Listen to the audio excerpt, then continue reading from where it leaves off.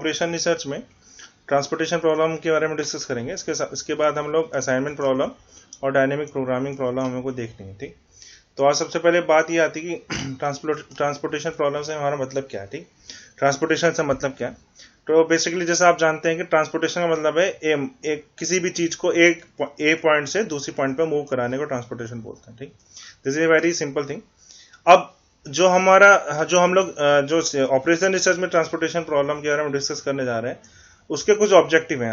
हमें ये करना है ट्रांसपोर्टेशन प्रॉब्लम में कि जैसे ए पॉइंट से बी पॉइंट पे हम लोगों को कोई ऑब्जेक्ट को मूव करना होता है। ठीक है, ऐसे सी पॉइंट में भी मूव करना पड़ सकता है, डी पॉइंट में भी मूव करना पड़ सकता है, किसी पॉइंट में। ठीक है, तो इसको मूव कराने के लिए हमें क्या करना पड़ता है, आपको कॉस्ट पे करनी पड़ती है। ठीक, अब ये जो कॉस्ट है, ये जो हमारे कॉस्ट आ रही है, बेसिकली हम लोग ये चाह रहे हैं कि ट्रांसपोर्टेशन प्रॉब्लम में इस कॉस्ट को मिनिमाइज करें, यानी ए पॉइंट से बी पॉइंट पे हम लोगों को जो जाना है, ठीक है, या बी से सी में जाना है, सी से डी में जाना है, कुछ इस तरह से हमें कुछ करना पड़ेगा कि वो जो कॉस्ट हमें जो ट्रांसपोर्टेशन में एक पॉइंट से दूसरे पॉइंट या दूसरे से तीसरे पॉइंट में या जो भी पॉइंट्स में जाना है, वो कॉस्ट मिनिमम आए। ठीक, तो बेसिकली ऑब्जेक्टिव क्या है ट्रांसपोर्टेशन प्रॉब्लम का, the transportation problem in operation is concern with the finding the minimum cost, जो मिनिमम से मिनिमम कॉस्ट हो और उस पाथ को अपनाएंगे जो मिनिमम कॉस्ट को फॉलो कर रहा होगा। ठीक, अगर हमारी ट्रांसपोर्टेशन प्रॉब्लम जो है वो बेसिकली दो टाइप्स की होती है, एक होती है बैलेंस्ड और एक होती है अनबैलेंस्ड। इसका ये बहुत इंपॉर्टेंट चीज है। ठीक है, इसको हम लोग बार बार ये दो तीन चीजें देखेंगे, एक तो बैलेंस प्रॉब्लम, बैलेंस प्रॉब्लम, और हम लोगों का जो बेसिक ऑब्जेक्टिव है वो मिनिमाइजेशन है। ठीक है, minimization of the cost in the transportation problem. Basically ये होती लीनियर प्रोग्रामिंग प्रॉब्लम है, बट ये सिंपलेक्स मेथड से सॉल्व नहीं होती है। ठीक, उसको हम लोग दूसरे तरह से सॉल्व करते हैं, होती ये भी लीनियर प्रोग्रामिंग प्रॉब्लम से। ठीक, अब दो तरह की प्रॉब्लम है, जैसे कि balanced, another is unbalanced. Balance से मेरा मतलब ये है कि बैलेंस ट्रांसपोर्टेशन प्रॉब्लम में टोटल सप्लाई और टोटल डिमांड बराबर रहती है। In case of unbalanced transportation problem there total supply is not equal to the total demand. ठीक, स्टार्टिंग में हमारे पास टोटल सप्लाई और टोटल डिमांड अगर इक्वल है तो that is called your balance transportation problem. अगर ये दोनों बराबर नहीं है then we call it unbalanced transportation problem.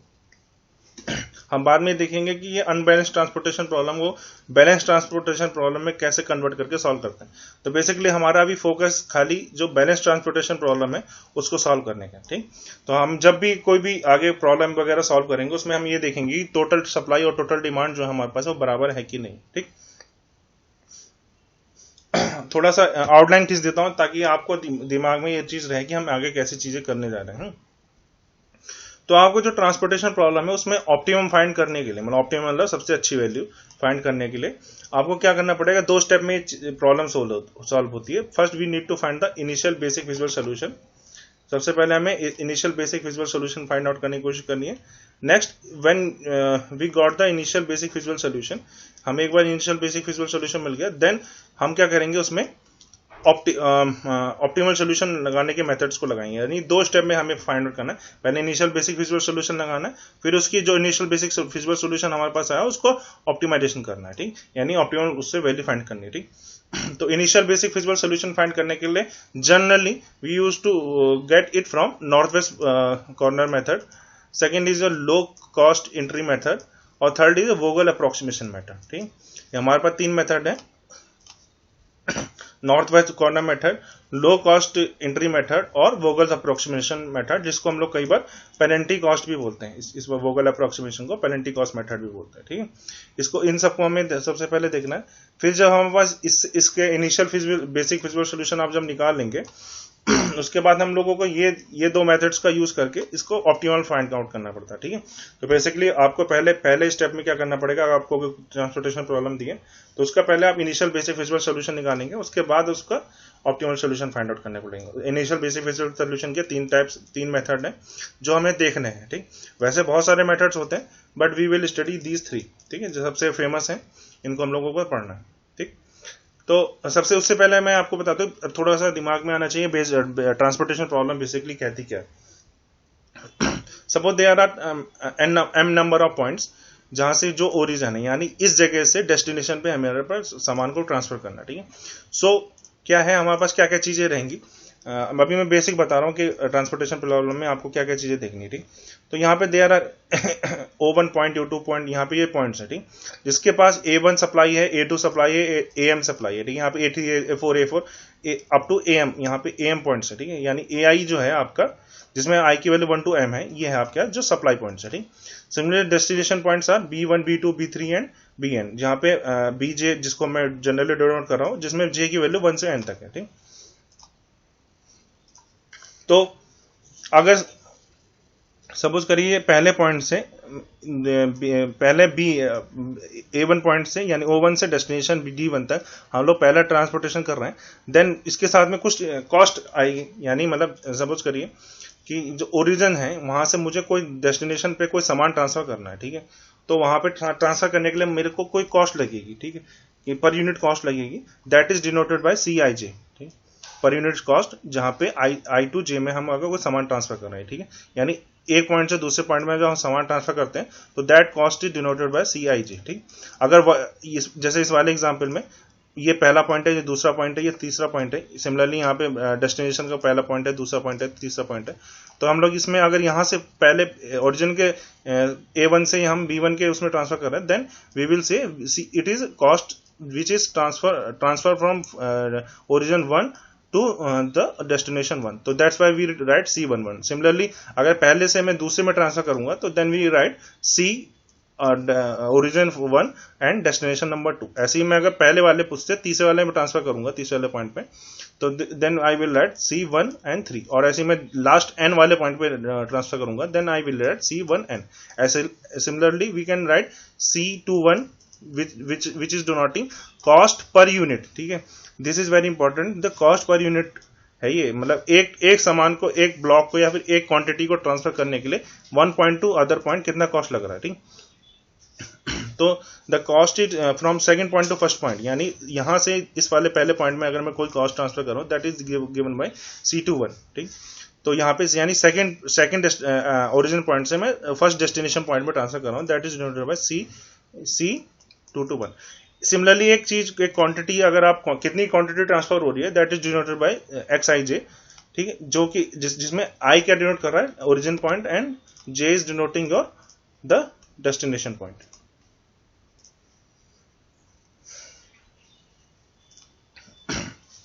I is denoting your origin point and J is denoting your destination point. ये क्या है, क्वांटिटी, मतलब कितनी क्वांटिटी में ट्रांसफर करना है, ठीक। तो सपोज करिए अगर मैं बोलूं कि पहले पॉइंट से पहले डेस्टिनेशन पर तक कितना कॉस्ट मुझे लगा एक क्वांटिटी को ट्रांसफर करने के लिए, then I will write C11 which is the cost of quantity C1 से 1 तक ट्रांसफर करने के लिए, मल्टीप्लाइड बाई X11, यानी ये जो क्वांटिटी मैंने वन ओरिजिन से फर्स्ट ओरिजिन पे ट्रांसफर करी, ठीक है। सिमिलरली अगर मुझे पहले पॉइंट से B पॉइंट पे निकालना है, then I will right C12, ये क्या दिखा रहा है, cost from 1 to 2 per unit cost है ये, उसके बाद मल्टीप्लाई करूंगा कितनी क्वांटिटी मैंने C12, ठीक।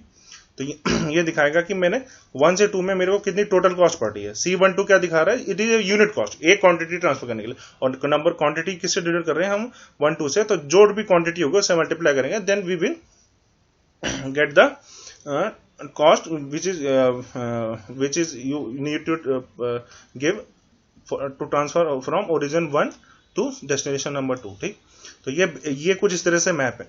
अब इसको हम लोग ऐसे नहीं बनाते हैं, एक्चुअल में हम लोग इसको बनाते हैं कुछ इस तरह के टेबल में। उससे पहले आपको ये देखना है कि इसकी मैथमेटिकल फॉर्मुलेशन किस तरह की।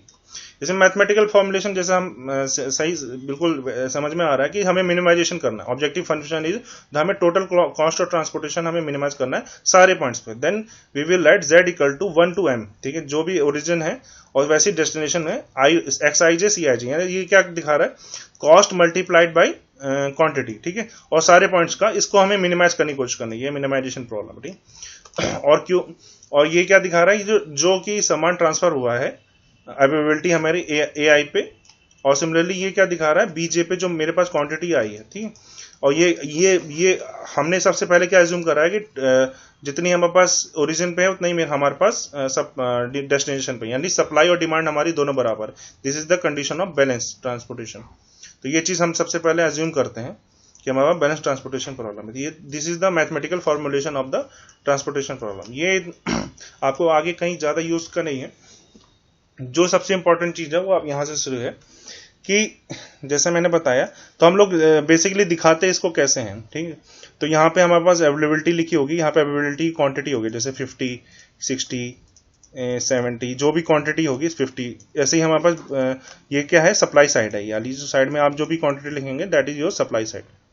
सिमिलरली यहाँ पे जो नीचे पे हम लोग लिखते हैं, यहाँ पे क्या लिखेंगे, 10, 50, जो भी आप लिखना चाहेंगे that is your demand side, ठीक।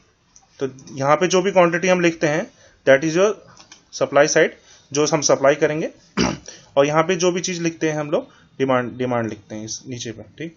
इसके अलावा यहाँ पे हम बॉक्स बनाएंगे, उसमें क्या क्या चीज़ें लिखते हैं हम लोग, यहाँ पे कॉस्ट लिखते हैं ऊपर की साइड में। C11 क्या दिखा रहा है, पहले पॉइंट से हमने पहले उसमें ट्रांसफर करने की कॉस्ट। सिमिलरली C12 क्या दिखा रहा है, पहले उससे सेकंड पॉइंट पे ट्रांसफर करने की पर यूनिट कॉस्ट, ठीक। अभी हम बेसिकली इसमें क्या करने की कोशिश करेंगे, हम ये देखेंगे कि हमारे पास कितना प्रॉफिट हो रहा है एक क्वांटिटी ट्रांसफर करने में। अगर मैंने यहाँ पे सपोज करिए 1 लिखा, तो इसका मतलब यहाँ पे मेरे को इसमें कितना यूज करना पड़ेगा, C11 इंटू मल्टीप्लाइड बाई 1, ये इतना मुझे प्राइस लगेगा 1 क्वांटिटी ट्रांसफर करने के अंदर, ठीक। ऐसे ही मैं इसमें ये फाइंड आउट करना चाहता हूँ मैं किस किस जगह पे, यानी कौन कौन सा पाथ पे एक ओरिजिन से डेस्टिनेशन पे ट्रांसफर करूँ सामान को, ताकि मेरा जो टोटल ट्रांसपोर्टेशन कॉस्ट है वो मिनिमम आए, ठीक है। ये हमारा मेन मकसद है। तो इस तरह की कुछ टेबल आपको हमेशा प्रॉब्लम में दिखेगी, या फिर अगर इस तरह की टेबल आपको नहीं मिली है तो then you need to make it, ठीक है। हमें कुछ इस तरह की टेबल बनानी पड़ेगी। आवाज आ रही है मेरी, हेलो, समझ में आया क्या, मतलब क्या है, मतलब इजी है, ज़्यादा टफ नहीं है। तो कुछ इस तरह अब हम देखते हैं, जैसे मैंने बताया हमें सबसे पहले किसी भी ऑप्टिमल ट्रांसपोर्टेशन प्रॉब्लम में सोल्यूशन निकालने के लिए हमें सबसे पहले इनिशियल बेसिक फिजिबल सोल्यूशन निकालना, उसके अंदर हमें ऑप्टिमल सोल्यूशन निकालना। तो हम लोग सबसे पहले इनिशियल बेसिक फिजिबल सोल्यूशन के बारे में डिस्कस करेंगे। इसमें सबसे पहले हम नॉर्थ वेस्ट कॉर्नर मेथड के बारे में डिस्कस करेंगे। अब यहाँ से बहुत इंपॉर्टेंट चीज शुरू होने वाली है, क्योंकि यही चीज है जो पेपर में आपके जनरली पूछी जाती है, ठीक है। ये सारी चीजें कि मतलब आप जो प्रॉब्लम सॉल्व करनी है, ठीक। तो सबसे पहले हमारे पास है नॉर्थ वेस्ट कॉर्नर मेथड, जो इनिशियल फिजिबल सोल्यूशन निकालने के लिए सबसे पहला मेथड है, ठीक। तो नॉर्थ वेस्ट का, जैसे कैंपस आप जानते हैं, नॉर्थ वेस्ट का मतलब ये हम आपकी डायरेक्शन होती है north, this is your west, तो नॉर्थ वेस्ट यानी दिस डायरेक्शन, ठीक। तो इस टेबल में नॉर्थ वेस्ट सबसे नॉर्थ वेस्ट पॉइंट कौन सा रहेगा इस जगह पे, तो that is your this block, ठीक है। सबसे इनिशियली ये सबसे नॉर्थ वेस्ट कॉर्नर में, ठीक है। देखिए इस ट्रांसपोर्टेशन प्रॉब्लम में ये पूरी टेबल दिखा क्या रही है, हमें सबसे पहले ये समझते हैं, ठीक। प्रॉब्लम जैसे करेंगे वो तो अलग बात है। तो ये जो A1, A2, A3 है, that is your supply points, यानी आपके पास 40, 60 और 50 A1, A2, A3 पॉइंट पे आपके पास ये क्वांटिटी है, ठीक। आपको B1, B2, B3 और B4 पे 20, 30, 50 और 50 क्वांटिटी में ट्रांसफर करना है, ठीक। This your this bottom side showing you the demand side, ठीक है। अब सबसे पहले हमें ये देखना है कि जो सप्लाई साइड है और डिमांड साइड है वो बैलेंस है कि नहीं है, ठीक है। किसी भी प्रॉब्लम में सबसे पहली चीज यही देखनी है। अगर ये बैलेंस नहीं है तो मैं जब ये चीजें खत्म हो जाएंगी उसके बाद बताऊंगा बैलेंस प्रॉब्लम, अनबैलेंस प्रॉब्लम को कैसे सॉल्व करते हैं। लेकिन अभी ये है कि ये सबसे पहले चीज ये चेक करनी है कि ये बैलेंस है कि नहीं। अगर बैलेंस नहीं है तो आपको दूसरी चीज मेथड को अप्लाई करना पड़ेगा। लेकिन सबसे आगे ये बैलेंस है, बैलेंस कैसे चेक करेंगे, इन सबको ऐड कर लीजिए, यानी 40 प्लस 60 प्लस 50 को ऐड करेंगे, that is going to be 150। Similarly 20 plus 30 plus 50 plus 50 that is also going to be 150, ठीक है। तो ये हमें जैसे पता है कि जो सप्लाई साइड है, supply is equal to your demand side, then we will say this problem in balance. सबसे पहली चीज तो ये देखने की जो प्रॉब्लम हमें दी गई है वो बैलेंस है कि नहीं, ठीक। उसके बाद ये जो छोटे छोटे नंबर दिख रहे हैं आपको, that is your unit per unit cost. ये जो 4, 6, 8 लिखा है कोने में, that is showing the unit cost, यानी ये क्या है, C11 है। सिमिलरली ये क्या है, 6 क्या दिखा रहा है आपका, C12 दिखा रहा है। ये क्या दिखा रहा है, C13 दिखा रहा है। और ये क्या दिखा रहा है, C14 दिखा रहा है। यानी पहले पॉइंट से दूसरे पहले उसमें ट्रांसफर करने की कॉस्ट, पहले पॉइंट से दूसरे डेस्टिनेशन पे ट्रांसफर करने की कॉस्ट, पहले पॉइंट से तीसरे डेस्टिनेशन पे ट्रांसफर करने की कॉस्ट, पहले पॉइंट से चौथे डेस्टिनेशन को ट्रांसफर करने की कॉस्ट।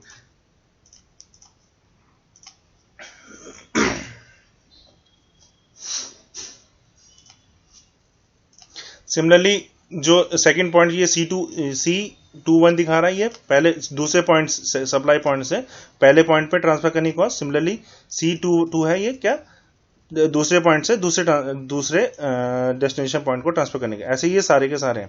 तो ये बेसिकली यूनिट कॉस्ट है, ठीक है। अगर यहाँ पे मैं कहीं पे 1 लिख रहा हूँ, इसका मतलब यहाँ पे मैं क्वांटिटी जोड़ रहा हूँ, तो मुझे तो कॉस्ट कितनी आएगी, वो 4 × 1, ठीक है। अगर मैं यहाँ पे 6 × यहाँ पे 2 लिख रहा हूँ अगर यहाँ पे, तो ये मैं बेसिकली लिखने की कोशिश क्या कर रहा हूँ, मैं XIJ की वैल्यू यानी क्वांटिटी लिखने की कोशिश कर रहा हूँ। तो बेसिकली हमें ये डिफरेंट बॉक्सों में पता करना है कि मुझे ये XIJ की क्या क्या वैल्यू रखनी है। This is the problem, you need to solve it, ठीक। तो अगर मैंने यहाँ पे 2 लिखा है तो मेरे पास कॉस्ट कितनी आएगी, दिस इज 6 × 2, ठीक है, यानी 12 मेरी कॉस्ट आ रही होगी, ठीक। तो नॉर्थ वेस्ट कॉर्नर मेथड को सॉल्व कैसे करते हैं, हमें क्या करना है, जो आपको ये टेबल गिवन है या फिर आपने बनाई है, क्या पता आपको थ्योरेटिकल फॉर्म में दे रखा हो और उससे आपको ये टेबल बनानी हो, ठीक। बेसिकली इस फॉर्म में आपको ट्रांसपोर्टेशन प्रॉब्लम को लाना है, ठीक, जिसमें ये सप्लाई साइड दिखा रहा है, ये डिमांड साइड दिखा रहा है और ये यूनिट कॉस्ट दिखा रही है, ठीक। सबसे पहले आपको क्या करना पड़ेगा, हाँ देखो तो गिवन रहेगा ना, ये कॉस्ट नहीं, ये सप्लाई साइड की क्वांटिटी है, this are the quantities not cost, ठीक है। दीज आर क्वांटिटी, यानी आपके A1 पॉइंट पे 40 क्वांटिटी है, चलो B1 पॉइंट पे 20 क्वांटिटी, ये कॉस्ट ये है 4 पर यूनिट कॉस्ट है वो भी, ठीक। बात समझ में आ गई, हेलो, ठीक। तो अब सबसे पहले नॉर्थ वेस्ट कॉर्नर मेथड में जैसा मैं बता रहा हूं कि नॉर्थ वेस्ट में यानी सबसे इधर इस वाला पॉइंट, अगर मैं इसमें देखूं तो सबसे नॉर्थ वेस्ट वाला पॉइंट कौन सा आपके पास, दैट इज योर, बताओ कौन सा वाला, ये वाला पॉइंट है, ये नॉर्थ वेस्ट सबसे ज्यादा, ठीक। इसमें किसी को कंफ्यूजन है, पहला वाला बॉक्स सबसे नॉर्थ वेस्ट कॉर्नर में, ठीक है। तो मैं कोशिश करूंगा कि इस वाले बॉक्स के अंदर सबसे ज्यादा क्वांटिटी को सप्लाई कर दूं, ठीक। नॉर्थ वेस्ट कॉर्नर मेथड क्या कहता है जो सबसे ज्यादा नॉर्थ वेस्ट वाला पॉइंट है, आप उसमें सबसे ज्यादा क्वांटिटी ट्रांसफर कर दीजिए, ठीक है। तो अब मुझे ये पता है कि सप्लाई मेरे पास 40 की है, लेकिन डिमांड मेरे पास इस वाले पूरे उसमें कितने की है, 20 की है, ठीक है। तो मैं कितना मैक्सिमम ट्रांसफर कर सकता हूं इसमें, तो I can transfer here at most 20, ठीक है। यहाँ पे 20 से ज्यादा मैं ट्रांसफर नहीं कर सकता, क्यों, क्योंकि ये इसको नीड ही B1 पॉइंट को नीड ही किसकी है, 20 की नीड है टोटल, ठीक है। सो जब मैं इसको 20 ट्रांसफर कर दूंगा तो ये वाला पोर्शन चला जाएगा, बात समझ में आ रही है। समझ ये जो 40 था यहाँ पे खाली कितना बचेगा, 20 बचेगा, ठीक। ये बात समझ में आ रही है, हेलो हेलो, ये बात समझ में आई कैसे करा मैंने, अगर नहीं समझ में आया तो तुरंत रोक के मुझसे पूछेगा मेरे को क्या करा, ठीक। अब इस पूरी टेबल के अंदर मेरे पास नॉर्थ वेस्ट कॉर्नर कौन सा बचा है, बताइए, ये वाला बचा है, ये वाला बचा है, ये वाला बचा है, ये वाला बचा है, कौन सा वाला बचा है, this one is the north, हाँ अभी तो ये वाला भी तो बचा है, ये 20 तो बची है ना क्वांटिटी, इसको भी तो खर्च करना है। ये हमने जो लाइन खींची है वो ये वाली लाइन जो मैंने खींची है वो ये दिखा रही है कि 20 एग्जॉस्ट हो चुका है, this is going to be 0, तब मैंने इसको एग्जॉस्ट करा है। अभी यहाँ पे 20 बची है, तो ये इतना पोर्शन हमारे पास अभी बचा हुआ है, बात समझ में आ रही है, ये वाला पोर्शन अभी हमारे पास बचा हुआ है। तो इस वाले पूरे बॉक्स में हमारा नॉर्थ वेस्ट कॉर्नर कौन सा है, यहाँ पे 20 दे चुका हूं मैं, इस वजह से ये वाला चला गया, ठीक है। This is going to be 0 and 40 को छोड़ के कितना बचा, 20 बचा, ठीक। तो इस वाले उसमें मेरे पास 6 वाला है, तो यहाँ पे जब मैं 20 दे दूंगा then this is going to be 20 और ये वाला पोर्शन चला गया, ठीक है। अब मैं यहाँ पे हमारे पास 20 से 0 हो गया और ये वाला कितना बचा, यहाँ पे 10 क्वांटिटी बचा, ठीक। अब यहाँ पे 10 बचा, अब जो हमारे पास पूरा जो बॉक्स बचा है, this is only this portion, ठीक है। ये बात समझ में आ रही है, ये हमारे पास जो बचा हुआ है, this is only this portion, ठीक। तो अब मैं कितना सप्लाई करूंगा यहाँ पे, देन नॉर्थ वेस्ट कॉर्नर में, then I will supply here 10, ठीक है। जब मैं यहाँ पे 10 सप्लाई करूंगा, this is going to be 0 और ये वाला आपका चला जाएगा और यहाँ पे 60 कितना हो जाएगा, this is going to be 50, ठीक है, यही बचेगा, ठीक है। अब इसमें सबसे ज्यादा नॉर्थ वेस्ट कौन सा बचा है, दिस इज 6 वाला, तो यहाँ पे जब मैं मैक्सिमम कितना सप्लाई कर सकता हूँ, दिस इज 50, ठीक है। तो ये वाला चला गया, ये वाला चला गया और मुझे नेक्स्ट में कितना कौन सा बचा है, देन ओनली 50 इज रिमेनिंग, ठीक। तो मेरे पास ये इस तरह से कुछ बन के आ रहा है, बात समझ में कैसे बनाया हमने, हेलो देखो मैं शुरू से बता रहा हूं, ठीक। देखो क्या है ना कि ये पूरा बॉक्स है, ये A1 सप्लाई है, ये B1 है, यानी ये जो पॉइंट्स दिख रहे हैं आपको, ये B1 पॉइंट है। अब इसमें कहाँ कहाँ से आ सकता है, पहले पॉइंट से आ सकता है, दूसरे पॉइंट से ओरिजिन के आ सकता है, तीसरे पॉइंट से आता है, कितने से भी आ सकता है, ठीक है। ये B1 की बात हो रही है। तो यहाँ पे हम लोग कहाँ कहाँ B1 को कहाँ कहाँ से सप्लाई कर सकते हैं, पहले वाले से कर सकते हैं, यहाँ पे अगर लिखूंगा कुछ, दूसरे वाले में कर सकते हैं, यहाँ पे लिखूंगा कुछ, तीसरे वाले में कर सकते हैं, यहाँ पे लिखूंगा कुछ, ठीक है। अब ये बात आती है नॉर्थ वेस्ट कॉर्नर मेथड बोलता है क्या। नॉर्थ वेस्ट कॉर्नर मेथड ये बोलता है कि जो भी आपके नॉर्थ वेस्ट में सबसे में आपके बॉक्स है, उससे आप स्टार्ट करिए और जितना आप उसमें सब वो कर सकते हैं उतना भर दीजिए, ठीक है। मैक्सिमम जितना भी आप उस क्वांटिटी में रख सकते हैं उतना रख दीजिए, ठीक है। ये बात नॉर्थ वेस्ट बोलता है। और नॉर्थ वेस्ट जैसे कैंपस है, आपको कोई कंफ्यूजन है तो this is your north, this is your west, और ये इस तरफ को जो है नॉर्थ वेस्ट होगा। तो यहाँ पे अगर ये मैं इसको बीच में रखूँ, this is your north, this is your west and this is your north west, ठीक। तो यहाँ पे सबसे कोने में हमारे पास नॉर्थ वेस्ट कॉर्नर पे ये वाला पॉइंट है, ठीक। तो अब मैं इसमें मैक्सिमम कितना रख सकता हूँ, देखिए जब इसको थोड़ा समझने की कोशिश करिए कि जब मैं यहां से मैं 40 भेज तो दूंगा मैं यहाँ पे, लेकिन डेस्टिनेशन को तो 20 चाहिए खाली। तो मैं मैक्सिमम कितना भेज सकता हूँ यहाँ पे, मैं 20 भेज सकता हूँ मैक्सिमम, ठीक है। तो मैं यहाँ पे 20 ही भेज रहा हूँ, मैं 40 क्यों नहीं भेज रहा हूँ यहाँ पे। देखिए ये हाँ, एक आपको एक कंफ्यूजन शायद इस वजह से हो रही होगी।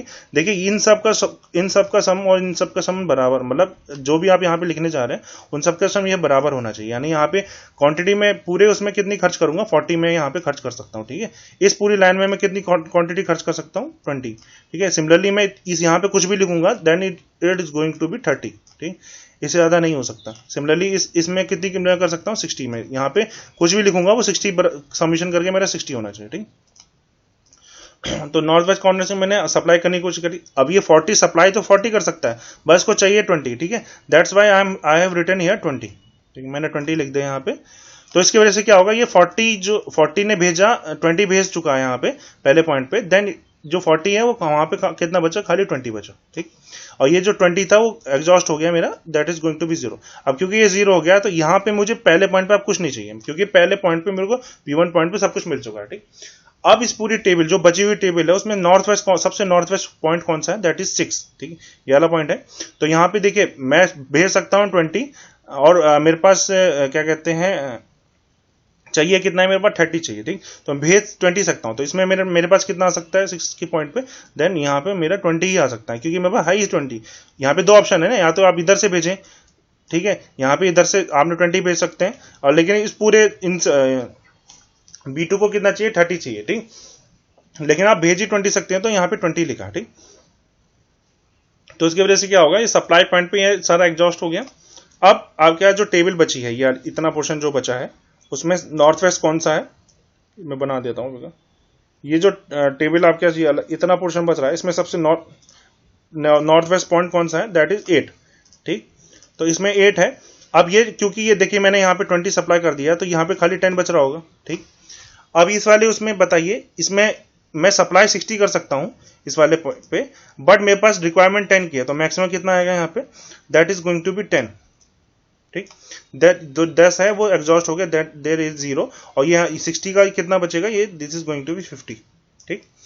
अब ये एग्जॉस्ट हो चुका है, तो ये वाला चला गया पोर्शन। अब ये इस वाले उस बॉक्स में मेरे पास क्या क्या बचा है, 6, 7, 6, 8 बचा है, ठीक। मैं सप्लाई यहाँ पे अब सब नॉर्थ वेस्ट कौन सा है, this is your north west point. तो इसमें मैं इस वाले उस बॉक्स के अंदर में मैं क्या कर सकता हूँ, इस वाले बॉक्स के अंदर मैं 50 सप्लाई कर सकता हूँ, 50 की डिमांड है, then I will write here 50, ठीक। यहाँ पे जब मैं 50 लिख रहा हूँ तो ये this is going to be 0, और ये जो 50 था that is also going to be 0, तो ये गया और ये गया, और लास्ट में क्या बच रहा है, यहाँ पे 50 बच रहा है, यहाँ पे 50 बच रहा है, then I have written here 50, ठीक। बात समझ में आ रही है, हेलो, आपको किसी को इन्फ्यूजन, ठीक है।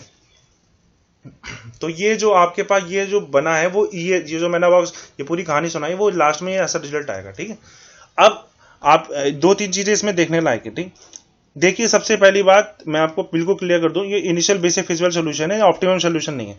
तो ऐसा हो सकता है कि जरूरी नहीं कि ऐसा हो, लेकिन कई बार ऐसा हो सकता है कि आपका और आपके दोस्त का initial basic feasible solution different आ जाए, ठीक है। 3-4 ऑप्शन हो सकते हैं उसमें से, तो इनिशियल बेसिक फिजिबल सोल्यूशन जरूरी नहीं है कि सबका एक जैसा है, ठीक। ये सबसे पहली पॉइंट है। क्योंकि कई बार ऐसा होता है कि क्या कहते हैं, दो पॉइंट्स के बीच में टाई होने लग जाता है, तो उसमें कंफ्यूजन होती है। तो देन ये जरूरी नहीं है कि इनिशियल बेसिक विजुअल सॉल्यूशन, क्योंकि जैसे मैंने बताया आपको कि वी हैव 2 स्टेप्स, एक तो बेसिक विजुअल सॉल्यूशन निकालने का, दूसरा ऑप्टिमल सॉल्यूशन निकालने का। जो अगर आपका ऑप्टिमल सॉल्यूशन गलत आ रहा है, मतलब मैच नहीं कर रहा, then someone had done some mistake. लेकिन अगर इनिशियल बेसिक विजुअल सॉल्यूशन गलत आ रहा है, मतलब दो लोगों का मैच नहीं कर रहा है, तो ऐसा जरूरी नहीं कि आपने आंसर गलत निकाला हो, कि initial basic visual solution different आ सकता है, लेकिन ऑप्टिमल सॉल्यूशन हमेशा एक आएगा सबका, ठीक है। यानी ऑप्टिमल सॉल्यूशन यानी जो टोटल कॉस्ट है उसकी वैल्यू सबके बराबर आनी चाहिए, कुछ भी करके, ठीक। लेकिन इनिशियल बेसिक विजुअल सॉल्यूशन जरूरी नहीं है कि आपका सबका एक जैसा है। क्या पता आपने मिस्टेक करी हो, क्या पता ना करी हो, लेकिन जरूरी नहीं कि आप सबका आंसर सेम है, ठीक। तो आपका इनिशियल बेसिक विजुअल सॉल्यूशन कैसे निकलेगा। अब ये पूरा बॉक्स मैंने यहां से यहां तक की कहानी बनाई कि नॉर्थ वेस्ट कॉर्नर मेथड से बनता कैसे, ठीक है। अब ये कुछ इस तरह की बनी है, टेप बना है, ठीक। तो आपको टोटल कॉस्ट निकालनी है, तो टोटल कॉस्ट कैसे आएगी, ये 20 जो हमने भरा है यहाँ पे, that is showing you the quantity, ठीक। तो उसमें क्या है, ये 1 से 1 में ट्रांसफर होने के, ये C11 है, ये C11 है, और ये क्या है, ये आपकी X11 है, ठीक।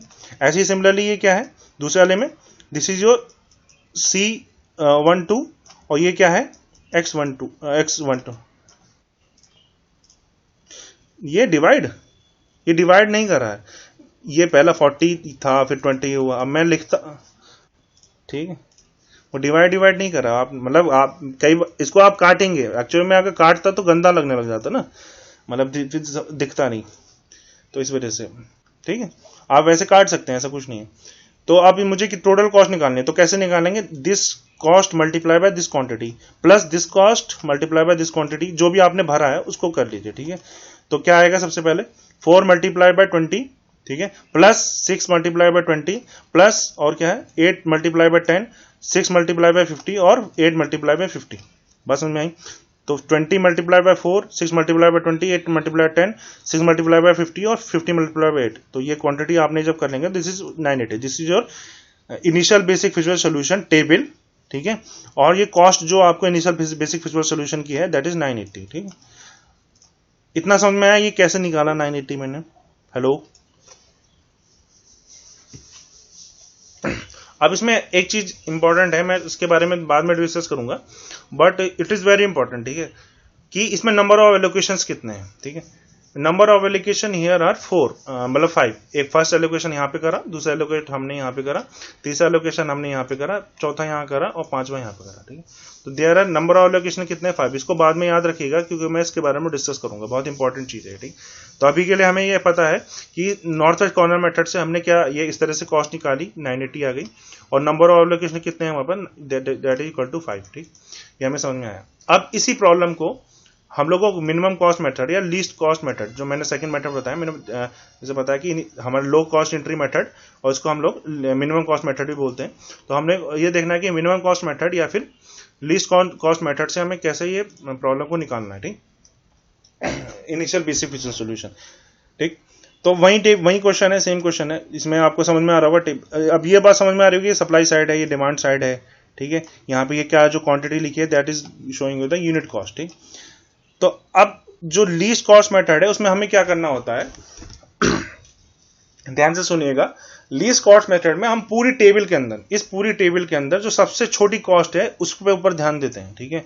और उसमें मैक्सिमम टू मैक्सिमम जितना अलॉट कर सकते हैं उतना अलॉट करने की कोशिश करते हैं। फिर से सुनिए कि हम लोग लीस्ट कॉस्ट मेथड में क्या करेंगे, जो आपने टेबल बनाई है उसमें जो सबसे छोटी कॉस्ट है उस पर कंसंट्रेट करेंगे, और उसके बाद जितना उसमें अलॉट कर सकते हैं उतना अलॉट करेंगे। फिर उसके बाद जब हम उसमें अलॉट कर चुके हैं, फिर दूसरे पूरी टेबल में दूसरे पॉइंट को ऐसा ढूंढने की कोशिश करेंगे जहां पे सबसे छोटी कॉस्ट है, उसमें जितना अलॉट कर सकते हैं मैक्सिमम उसको अलॉट करने की कोशिश करेंगे। फिर ऐसे ही करते करते जब तक कि हमारे पास सारी एलोकेशन ना हो जाए, या फिर हम लोग जो है सप्लाई और डिमांड को पूरी तरह से एग्जॉस्ट ना कर ले, तब तक हम लोग ये प्रोसीजर करते रहे, ठीक। अब इस वाली टेबल के अंदर, जैसे मैं बोल रहा हूं, इस वाली पूरी टेबल के अंदर सबसे छोटा कॉस्ट कौन सा है आपके पास, इस पूरी, दिस इज 4। तो हम लोग सबसे पहले यहाँ पे जितना मैक्सिमम अलॉट कर सकते हैं उतना अलॉट करने की कोशिश करेंगे, ठीक है। तो यहाँ पे आप मैक्सिमम कितना एलोकेशन कर सकते हैं, देखिए यहाँ पे सप्लाई 40 की आ सकती है इस पूरे उसमें, ठीक है। और यहाँ पे लेकिन डिमांड कितने की है, 20 की, ठीक। तो हम मैक्सिमम एलोकेशन कितना कर सकते हैं यहाँ पे, दैट इज इक्वल टू 20। ये बात समझ में आई। तो जब आप इसमें मैक्सिमम एलोकेशन 20 कर देंगे तो ये वाला पोर्शन हट जाएगा और ये पूरी तरह से एग्जॉस्ट हो गया, क्योंकि 20 का 0 हो गया और ये कितना हुआ, 40 का कितना बचा है, 20 बचा, ठीक। दिस इज शोन हियर, ठीक। ये जो है मैंने इस वाली टेबल में शो करा। अब ये जो टेबल बची है मेरे पास, इस पूरी टेबल के अंदर, अब टेबल कौन सी बची है, ये वाला पोर्शन बचा हुआ है मेरे पास, ठीक है। अब इस पूरी टेबल के अंदर सबसे छोटी क्वांटिटी कौन सी है, मतलब सबसे छोटी कॉस्ट कौन सी है, दैट इज इक्वल टू 6, ठीक। Here we have 6, here we have 6, here we have 6, ठीक। तो टाई, ये टाई की कंडीशन है यानी यहाँ पे भी 6 आ सकते हैं, यहाँ पे भी 6 आया, यहाँ पे भी 6 आया, ठीक। अब तो ये कंफ्यूजन है कि कौन सा वाला को हम ले, ठीक। तो मैं बता दूं कि टाई कैन बी ब्रेक आर्बिट्रेटली, आप किसी को भी ले सकते हैं, और यही रीजन है कि आपके फ्रेंड और आपका सोल्यूशन क्या पता अलग अलग आ जाए, ठीक है। टाई, क्योंकि यहाँ पे किसी ने यहाँ पे पहले इसको पहले ले लिया, किसी ने यहाँ पे इसको पहले ले लिया, या फिर किसी ने यहाँ पे पहले इसको ले लिया, तो उसका आंसर डिफरेंट आ सकता है, ठीक है, इनिशियल बेसिक फिजिकल सॉल्यूशन। लेकिन ऑप्टिमल सॉल्यूशन सबका बराबर है। अभी मैं खाली बेसिक फिजिकल सॉल्यूशन की बात कर रहा हूँ, ठीक है। तो अब मैं यहाँ पे लेने की कोशिश कर रहा हूँ, ठीक है। ऐसा क्यों करा बता सकता है कोई मेरे को, मैं यहाँ पे क्यों ले रहा हूँ? मैं यहाँ पे इसलिए ले रहा हूँ क्योंकि मैं यहाँ पे लिख के लेके आया हूँ, ठीक है। जहाँ पे लिखा था, मैंने जहाँ से टापा है वहां पे ऐसा था, ठीक है। तो मैं यहाँ पे मैं कितना ले सकता हूँ मैक्सिमम, तो मैं यहाँ पे मैक्सिमम, देखिए यहाँ पे मैं सप्लाई साइड से मेरे पास 60 है, बट डिमांड साइड पे मेरे पास 50 है, ठीक है। तो मैं यहाँ पे मैक्सिमम कितना रख सकता हूँ, यहाँ पे मैं 50 रख सकता हूँ, ठीक। तो ये जब मैं 50 रख दूंगा तो ये वाला चीज एग्जॉस्ट हो जाएगी, ये वाला एग्जॉस्ट हो जाएगा। बात समझ में आ रही है? हेलो। और यहाँ पे ये 60 का कितना बचेगा मेरे पास, 10 बचेगा। बात समझ में आ रही है? हेलो, ठीक है। तो टेबल मेरी कुछ इस तरह की बन गई फिर, ठीक है।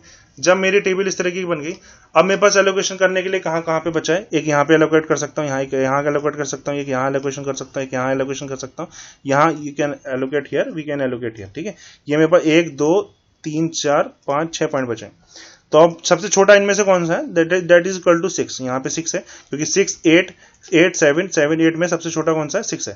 तो मैं जितना कोशिश करूंगा, जितना मैक्सिमम एलोकेशन हो जाए उतना मैं मैक्सिमम एलोकेशन करने की कोशिश करूंगा। जब मैं मैक्सिमम एलोकेशन करने की कोशिश करूंगा तो ये 20 यहाँ से 20 की सप्लाई कर सकता है और यहाँ पे 30 को ले सकता है, तो ठीक है।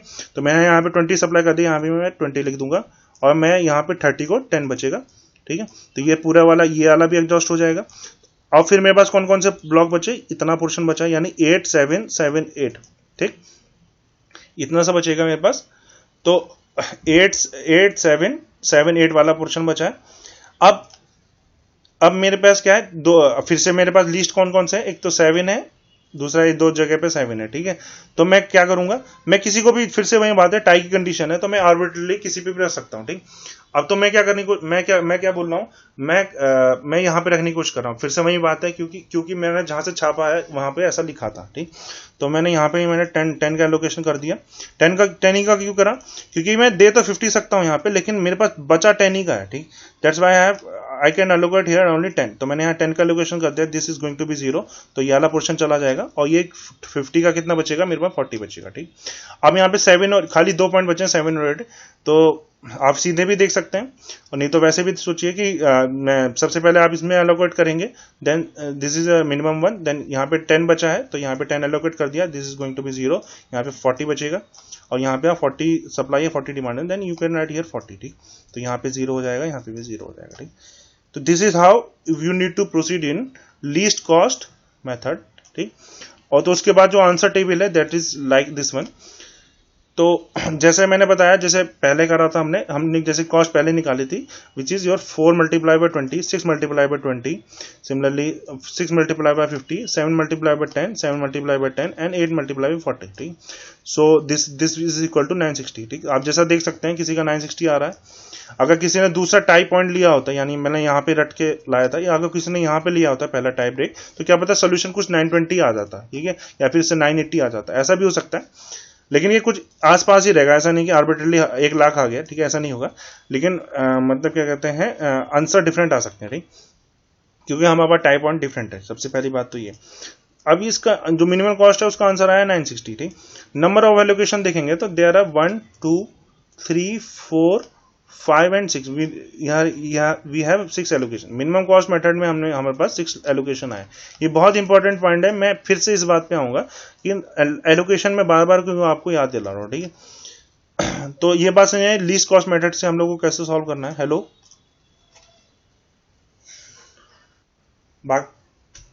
बाकी सबका हाल, हेलो, नहीं आया तो बत पूछ लो, क्योंकि ये आपको बार बार करना होगा, ठीक है। अच्छा चलो, तो उसके बाद हमारे पास last is your penalty cost और वोगल अप्रोक्सीमेशन। दोनों को नाम से जानते हैं, पेनल्टी कॉस्ट मेथड और वोगल अप्रोक्सीमेशन मेथड, ठीक है। तो इसको समझने से पहले आप या तो इसको रट लीजिए। रटना क्या है, पेनल्टी का मतलब क्या होता है, penalty is your second smallest minus smallest को। पेनल्टी देखिए, बेसिकली इसमें क्या करना होता है, हम लोग को पेनल्टीज निकालनी होती है, ठीक है। सप्लाई साइड में भी पेनल्टी निकालते हैं, डिमांड साइड में भी सब पेनल्टी निकालते हैं, ठीक।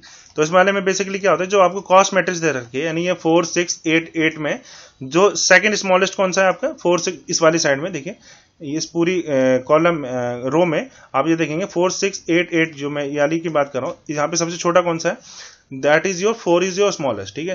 And 6 is second smallest. तो मैं क्या कह रहा हूँ, पेनल्टी का मतलब ये होता है कि 6 माइनस 4, यानी सबसे छोटा सेकंड सबसे छोटा और सबसे छोटे को सब्ट्रैक्ट कर दीजिए, यानी सेकंड स्मॉलेस्ट में से सबसे स्मॉलेस्ट को माइनस कर दीजिए, ठीक है। Then you get the penalty, ठीक। ये तो बात हुई याद करने की। देखिए मैं ऐसा क्यों कर रहा हूं, मैं बता देता हूं। ये आप जब इसको देखेंगे, जब आप इस कॉलम को देखिए, ठीक है, खाली इस वाले पोर्शन पर कंसंट्रेट करिए, तो मैं चाहता हूं कि मेरा मिनिमम कॉस्ट आए, ठीक। जब मैं मिनिमम कॉस्ट लाने की कोशिश कर रहा हूं तो मैं कोशिश ये करूंगा कि जो सबसे छोटा है उसमें एलोकेट कर दूं, ठीक। तो यहां पे मेरे पास है 4 सब इस स्मॉलेस्ट वन। तो अगर मैं 4 पे एलोकेट नहीं कर पाया तो मुझे सेकंड उस पे जाना पड़ेगा, मतलब सब, क्योंकि इसको 40 को पूरा का पूरा एग्जॉस्ट करना है। अगर मैं कोशिश ये करूंगा तो सबसे छोटे पे चला जाए, ठीक है। अगर मैं सबसे छोटे पे उसको नहीं कर पाया तो मुझे सेकंड सबसे छोटे पे जाना पड़ेगा, ठीक है।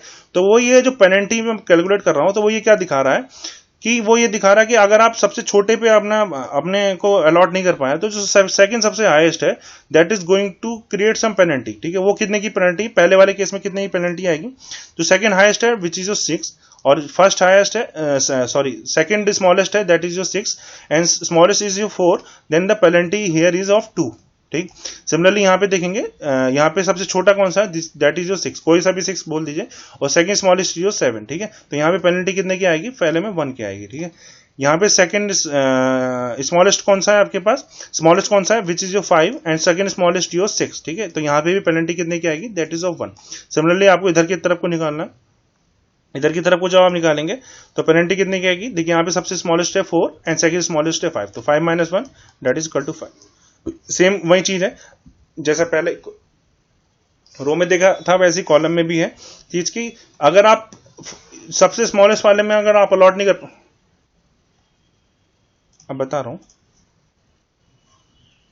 अच्छा वो सॉरी क्यों, ये 6 है और यहाँ पे भी 6 है, ठीक है। तो यहाँ पे 0 आएगा, सॉरी 7 बोल दिया मैंने, फिर से बोल दे रहा हूँ। ये देखिए इस वाले उसमें पेनल्टी कितने की आई, 2 की आई, ठीक। हाँ बात ये है कि अगर जब सपोज करिए आप एलोकेशन कर रहे हैं, यहाँ पे आपने 10 की एलोकेशन करा, लेकिन आप क्या दूसरा 6 भी तो बचा है जहाँ पे एलोकेट कर सकते हैं 50, बात समझ आ रही है। मतलब इसमें तो जीरो पेनल्टी पड़ेगी ना, मतलब ये पेनल्टी बेसिकली ये दिखा रही है कि हाँ वो तो है, वो अगर सेम आएंगे तो देन इट, मतलब रटने की वाली बात नहीं है, मतलब सिंपल सी बात है। देखिए मैं क्या करूंगा बाद में, जब पेनल्टी निकाल लिया, जैसे यहाँ पे 2 निकाल लिया, यहाँ पे 0 आएगी, ठीक है। मैं पहले पेनल्टी निकालते हैं क्या क्या कैसे कैसे, ठीक। यहाँ पे 2 आ रही है, ठीक, बात समझ में आई। सेकंड हाईएस्ट, इसमें 0 आएगी, गलती से मैंने 7 बोल दिया, 7 माइनस 6 नहीं होगी। यहाँ पे 6 और 6 की है, देन 2 आपकी स्मॉलेस्ट है, then it is going to be 0, ठीक। यहाँ पे कितने की पेनल्टी आएगी, यहाँ पे आपके पास कोई भी कॉमन नहीं है, और smallest is of 5 and second smallest is of 6, then it is your penalty of 1, ठीक।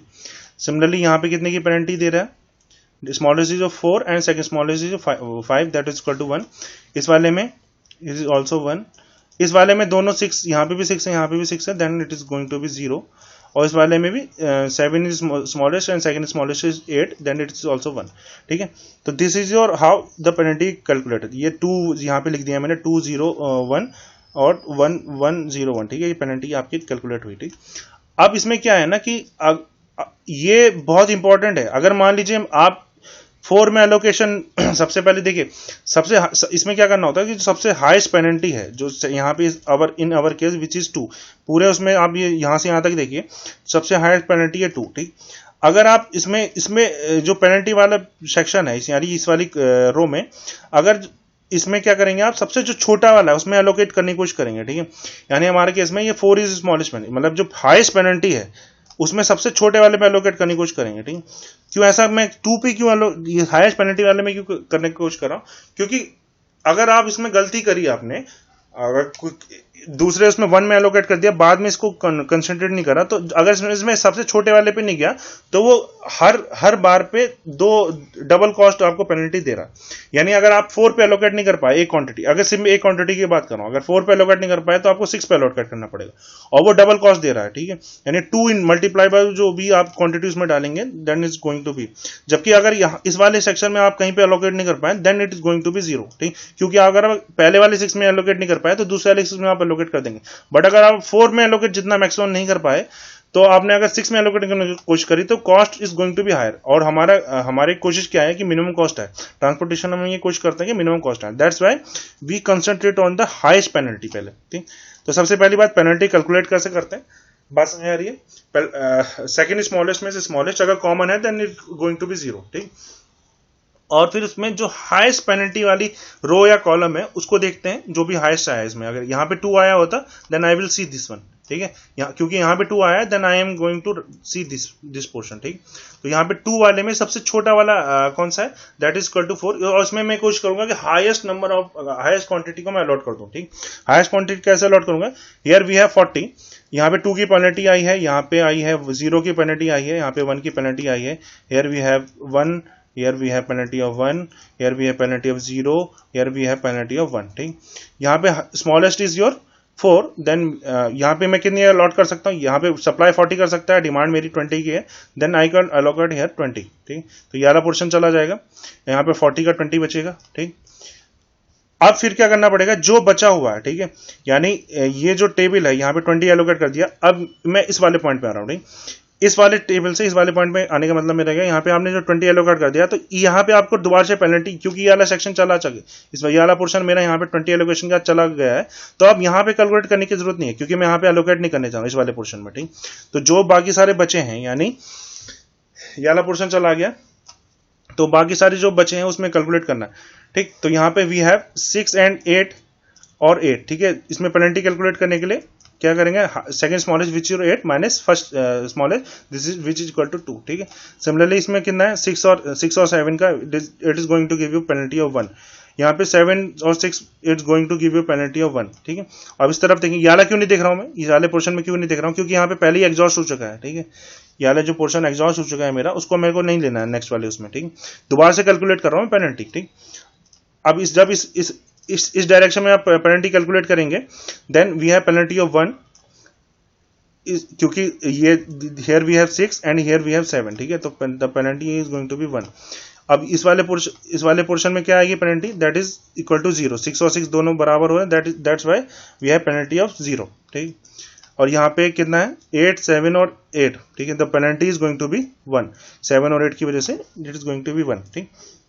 हाईएस्ट पेनल्टी हमारे पास 20 की है, तो मैं इस वाले पोर्शन में देखने की कोशिश करूंगा। इस वाले पोर्शन में जब मैं देखने की कोशिश कर रहा हूं, तो क्योंकि मेरा 40 से 20 बचा है, तो मैक्सिमम एलोकेशन में स्मॉलेस्ट कौन सा बचा है, मैं यहाँ पे तो मैं एलोकेट कर चुका हूँ, ये वाला पोर्शन तो पहले ही चला गया है मेरे पास। तो ये वाले पोर्शन में 6, 8, 8 में मेरे पास स्मॉलेस्ट इज योर 6, ठीक है। तो मैं जितना मैक्सिमम एलोकेशन कर सकता हूँ उसमें एलोकेट करूंगा, ठीक है। तो क्योंकि 40 से 20 बचा है, तो then I will try to supply 20, और यहाँ पे 30 था तो वो आ सकता है, ठीक है। तो this 30 is going to be 10, ये 10 बन जाएगा, और यहाँ पे 20 एलोकेट कर दूंगा, तो ये वाला पोर्शन चला गया, ठीक। अब मेरे पास कितना पोर्शन बचा है, खाली ये वाला पोर्शन बचा, ठीक। अब मैं यहाँ पे फिर से पेनल्टी कैलकुलेट करूंगा, ठीक है। बात समझ में आ रही है, हेलो हेलो बात समझ में आई क्या, मतलब पेनल्टी का मतलब क्या, कि आप अगर सबसे छोटे वाले पे नहीं कर सके तो आपको बहुत, क्योंकि आप हाईएस्ट पेनल्टी को इसलिए देख रहे हैं कि जो सबसे स्मॉलेस्ट पे अगर आप नहीं कर सके तो उतनी जल्दी से आपको दूसरे वाले पे तो हाँ वो कोई भी रैंडम चूज कर आएगा, अभी इसी वाले प्रॉब्लम में आएगा, ठीक है।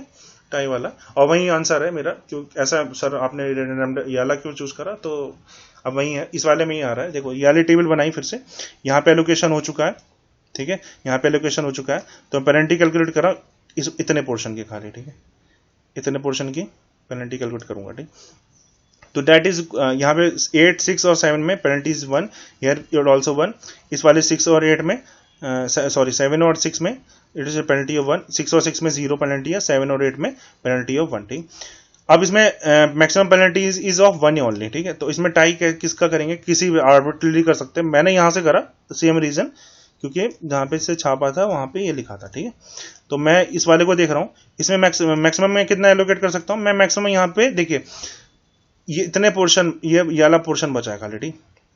7 और 8 में यहाँ पे मैंने इसको 1, इस वाले 1 को लिया, तो यहाँ पे 7 पे एलोकेट कर सकता हूँ, तो 8 पे एलोकेट कर सकता हूँ, ठीक। अब मैं 7 पे एलोकेट करूंगा क्योंकि वो स्मॉलेस्ट है, ठीक। अब मैं मैक्सिमम कितना एलोकेट कर सकता हूँ, मैं यहाँ पे 10 बचा था तो मैं यहाँ पे 10 एलोकेट कर दूंगा, तो ये 50 इज गोइंग टू बी 40, ठीक। यहाँ पे 40 बन जाएगा और 10 इज गोइंग टू बी 0, ठीक। दैट, और ये जो ये वाला पोर्शन है, ये 7 में एलोकेट कर दिया जब मैंने 10, तो ये वाला 8 वाला ये वाला पोर्शन चला गया। अब कितने की बची, इतना सा बचा पोर्शन, ठीक। फिर से मेरे को पेनल्टी कैलकुलेट करनी है। अब इसमें कितने की पेनल्टी आएगी, this is going to be 1, this is 1। 6 और 8 में कितने की आएगी, that is equal to 2, that is 2। उसके बाद 6 और 6 में कितने की आएगी, that is equal to 0, that is 0। And 7 और 8 में आएगी, that is equal to 1, that we have written 1, ठीक। अब यहाँ पे 2 की पेनल्टी आई है, तो मैक्सिमम में अलॉट करने की कोशिश करूंगा इस वाले पोर्शन में। 6 और 8 में इतना बच रहा है, ठीक है। 6 और 8 में स्मॉलेस्ट कौन सा है, 6 इज स्मॉलेस्ट में मैक्सिमम कितना एलोकेट कर सकता हूँ, 50 से 40 बचा था क्योंकि 10 यहाँ पे एलोकेट कर चुका हूँ मैं, तो 40 मैक्सिमम एलोकेट कर सकता हूँ यहाँ पे। तो वी हैव एलोकेटेड हियर 40, तो 40 जब आपने एलोकेट कर दिया तो this is going to be 0। इसकी वजह से पूरा एग्जॉस्ट हो गया है, ठीक है। आपके पास फिर आप ऑप्शन ही नहीं बचा, खाली ये इतना सा पोर्शन बचा है, तो उसमें भी जो स्मॉलेस्ट है उसमें अप्लाई कर दीजिए। यहाँ पे 10 पोर्शन बचा, तो यहाँ पे 10 अप्लाई कर दिया, और यहाँ पे ये 10 जब अप्लाई कर देंगे this is going to be 50, और यहाँ पे लास्ट में 50 आपने एलोकेट कर दिया। बस में हेलो, आप क्यों क्या कर, आपको क्या जी ये ना, हाँ देखिए जब आप इसमें एलोकेट कर देंगे, इस वाले पोर्शन में एलोकेट कर दिया, 40 को एलोकेट कर दिया, ठीक है, तो ये 50 इज गोइंग टू बी जो 10 बचेगा खाली, बस में आई इतने परसेंट में ही, ठीक। यहाँ पे जब 10 बच रहा है और यहाँ और खाली ये 2 चीजें बच रही हैं, ठीक है, यहाँ पे तो आप यहाँ पे 10 ही तो एलोकेट कर सकते हैं और 60 का बचा हुआ, ठीक है। तो यहाँ पे मिनिमम में 10 कर दिया, और वैसे भी अगर आप मिनिमम मैक्सिमम की बात ही नहीं है, इसमें 10 ही आप एलोकेट ही कर सकते हैं क्योंकि यहाँ के बाद, ठीक। तो लास्ट पोर्शन में आप देखिएगा कि आपको पेनल्टी क्या पता कैलकुलेट करने की जरूरत ही नहीं पड़े लास्ट वाले उसमें, क्योंकि आपके पास ऑप्शन ही नहीं है, ठीक है। तो पेनल्टी कॉस्ट मैटर सेम चीज है। नंबर ऑफ एलोकेशन अगर आप देखें तो we have 1, we have 2, we have 3, we have 4, we have 5, we have 6. The number of allocation is 6 और cost कैसे कैलकुलेट करेंगे, that is equal to 4 into 20, 6 into 20, 6 into 10, 7 into 50, 7 into 10 और 6 into 40, that is equal to 920, ठीक है। आपको अभी लग रहा होगा कि सबसे बढ़िया मेथड वोगल अप्रोक्सीमेशन है, ऐसा है भी थोड़ा क्योंकि ये पेनल्टी बेस है, बट ऐसा जरूरी नहीं है। हाँ 1 में 5 आ रहा है, अभी उसी के बारे में डिस्कस करेंगे इसके बाद, ठीक है। तो दो तीन चीजें हैं, सबकी वैल्यू भी डिफरेंट आ रही है, ठीक है। इसमें जो नॉर्थ वेस्ट कॉर्नर मेथड है we have value of 980, minimum cost method में we have the value of 960, और in Vogel approximation method we have the value of 920। आपको ये लग रहा होगा कि वोगल अप्रोक्सीमेशन अच्छा है, वैसे रूटेडली देखें तो ये कॉम्प्लेक्स है कंपैरेटिवली तो दूसरों से, और कंपैरेटिवली भी अच्छा भी माना जा सकता है, बट ऐसा कोई जरूरी नहीं है। क्या पता अगर आपने ये टाई ब्रेकिंग जो मैंने यहाँ पे करी है, अगर आपने यहाँ पे करी होती तो may be possible this is going to be 960, ठीक है। तो ऐसा कोई जरूरी नहीं है कि मिनिमम वाला कौन सा दे दे, ठीक, मतलब इस चक्कर में मत रहिएगा कि मिनिमम आपको नॉर्थ वेस्ट कॉर्नर मेथड ही देगा या फिर कोई भी देगा, ठीक। लेकिन अगर वैसे बोले तो दिस इज गोइंग, अगर आप इसकी प्रैक्टिस कर ले तो ये थोड़ा तेज होता है। Vogel approximation method is somewhat speedy, अभी तो बड़ा बड़ा लग रहा है, बट अगर आप इसकी प्रैक्टिस कर लेंगे तो ये तेजी से आप इसको जल्दी जल्दी कर सकते हैं, ठीक। और आपको ऑप्टिमल निकालने में थोड़ी आसानी भी रहेगी, ठीक। ये 3 मेथड समझ में आ गए, हेलो, ये तीन मेथड है हमारे पास, north west corner method, lowest cost method और वोगल अप्रोक्सीमेशन मेथड, ठीक है, जिसको हम लोग पेनल्टी कॉस्ट मेथड भी बोलते हैं, ठीक। तो ये है आपका बेसिक फिजिबल सोल्यूशन निकालने के टेक्निक्स, हमने जो 3 देख ली, ठीक। तो अब हमें इसके बाद क्या चीज देखनी है, हमें ये देखना है कि हम लोगों को ऑप्टिमल सोल्यूशन कैसे निकालते हैं, वो मैं कल बताऊंगा। लेकिन अभी जो चीज हमें देखनी है वो थोड़ा सा ध्यान दीजिएगा, क्योंकि अगर आपने मिस करा ना तो आपको बाद में आगे समझने में, ऑप्टिमल सोल्यूशन पता करने में दिक्कत होगी, ठीक। अब मैं बात कर रहा हूं बेसिक विजुअल सोल्यूशन की। ये जो 3 टेक्निक्स हैं उससे आपने जो चीज निकाली है उसको यानी आपने जो टेबल निकाली है, कॉस्ट निकाली है, उसको हमें एक पैरामीटर पे चेक करना होता है कि वो बेसिक फिजिबल है भी कि नहीं है, ठीक है। वैसे जनरली वो बेसिक फिजिबल सोल्यूशन निकल जाता है, बट वो ये 4 चीजें उसमें होनी चाहिए, ठीक। All row and column constraint satisfy, यानी सप्लाई साइड और डिमांड साइड बराबर होने चाहिए। यानी अगर यहाँ पे 20 + 20 करेंगे तो डेट यहाँ पे जो भी एलोकेशन करा है वो स्टार्टिंग में 40 के बराबर होना चाहिए। सिमिलरली इस डायरेक्शन में 20 के बराबर होगा, वो होगा ही। 20 + 10 करेंगे तो this is going to be 30। Row और कॉलम में जब ऐड करने की कोशिश करेंगे, देन जो आपके सप्लाई और डिमांड साइड है वो फुलफिल होने चाहिए, ठीक है। यानी रो में ऐड करें और कॉलम की साइड में ऐड करें तो वो सप्लाई और डिमांड के बराबर आना चाहिए। तो ये चीज हमारे हर मेथड में होगी, इसकी कोई टेंशन नहीं के बारे में। दूसरी चीज ये है कि आपने निगेटिव कंडीशन सेटिस्फाई होनी चाहिए, नॉन नेगेटिविटी कंडीशन सेटिस्फाई होनी चाहिए। नॉन नेगेटिविटी कंडीशन से मेरा मतलब ये है कि आपने कोई भी नेगेटिव क्वांटिटी को एलोकेट ना कराओ, यानी यहाँ पे -20 या फिर -10 एलोकेशन न करा, वो हमेशा ही होगा। ये 2 चीजें हमेशा ही आप कोई भी इन तीनों में से कोई भी मेथड लगाएं अप्लाई होंगी, ठीक है। इनमें कोई कंफ्यूजन ही नहीं है। क्या पता आप ऐसा कोशिश करें कि आप रैंडमली रख दें, ठीक है। आपने क्वांटिटी को रैंडमली रख दिए यहाँ पे और वो सप्लाई और डिमांड साइड फुलफिल करेगा, कोई दिक्कत नहीं है। आपने क्वांटिटी भी नेगेटिव नहीं रखी, ऐसा भी हो सकता है, ठीक है। तो ये 2 चीजें वैसे भी निकाली जा सकती है, कोई बहुत बड़ी बात नहीं है। आपको इन तीनों मेथड्स में से कोई भी चीज की जरूरत नहीं पड़ेगी, ठीक। लेकिन इसके अलावा दो चीजें और सेटिस्फाई होनी चाहिए। The third one is the allocation are independent and do not form a loop. उसके अंदर लूप नहीं बनना चाहिए, उसके बारे में अभी जस्ट मैं डिस्कस करूंगा। लूप क्या होता है और लूप कैसे इंडिपेंडेंट हमें बनाना होता है चीजों को।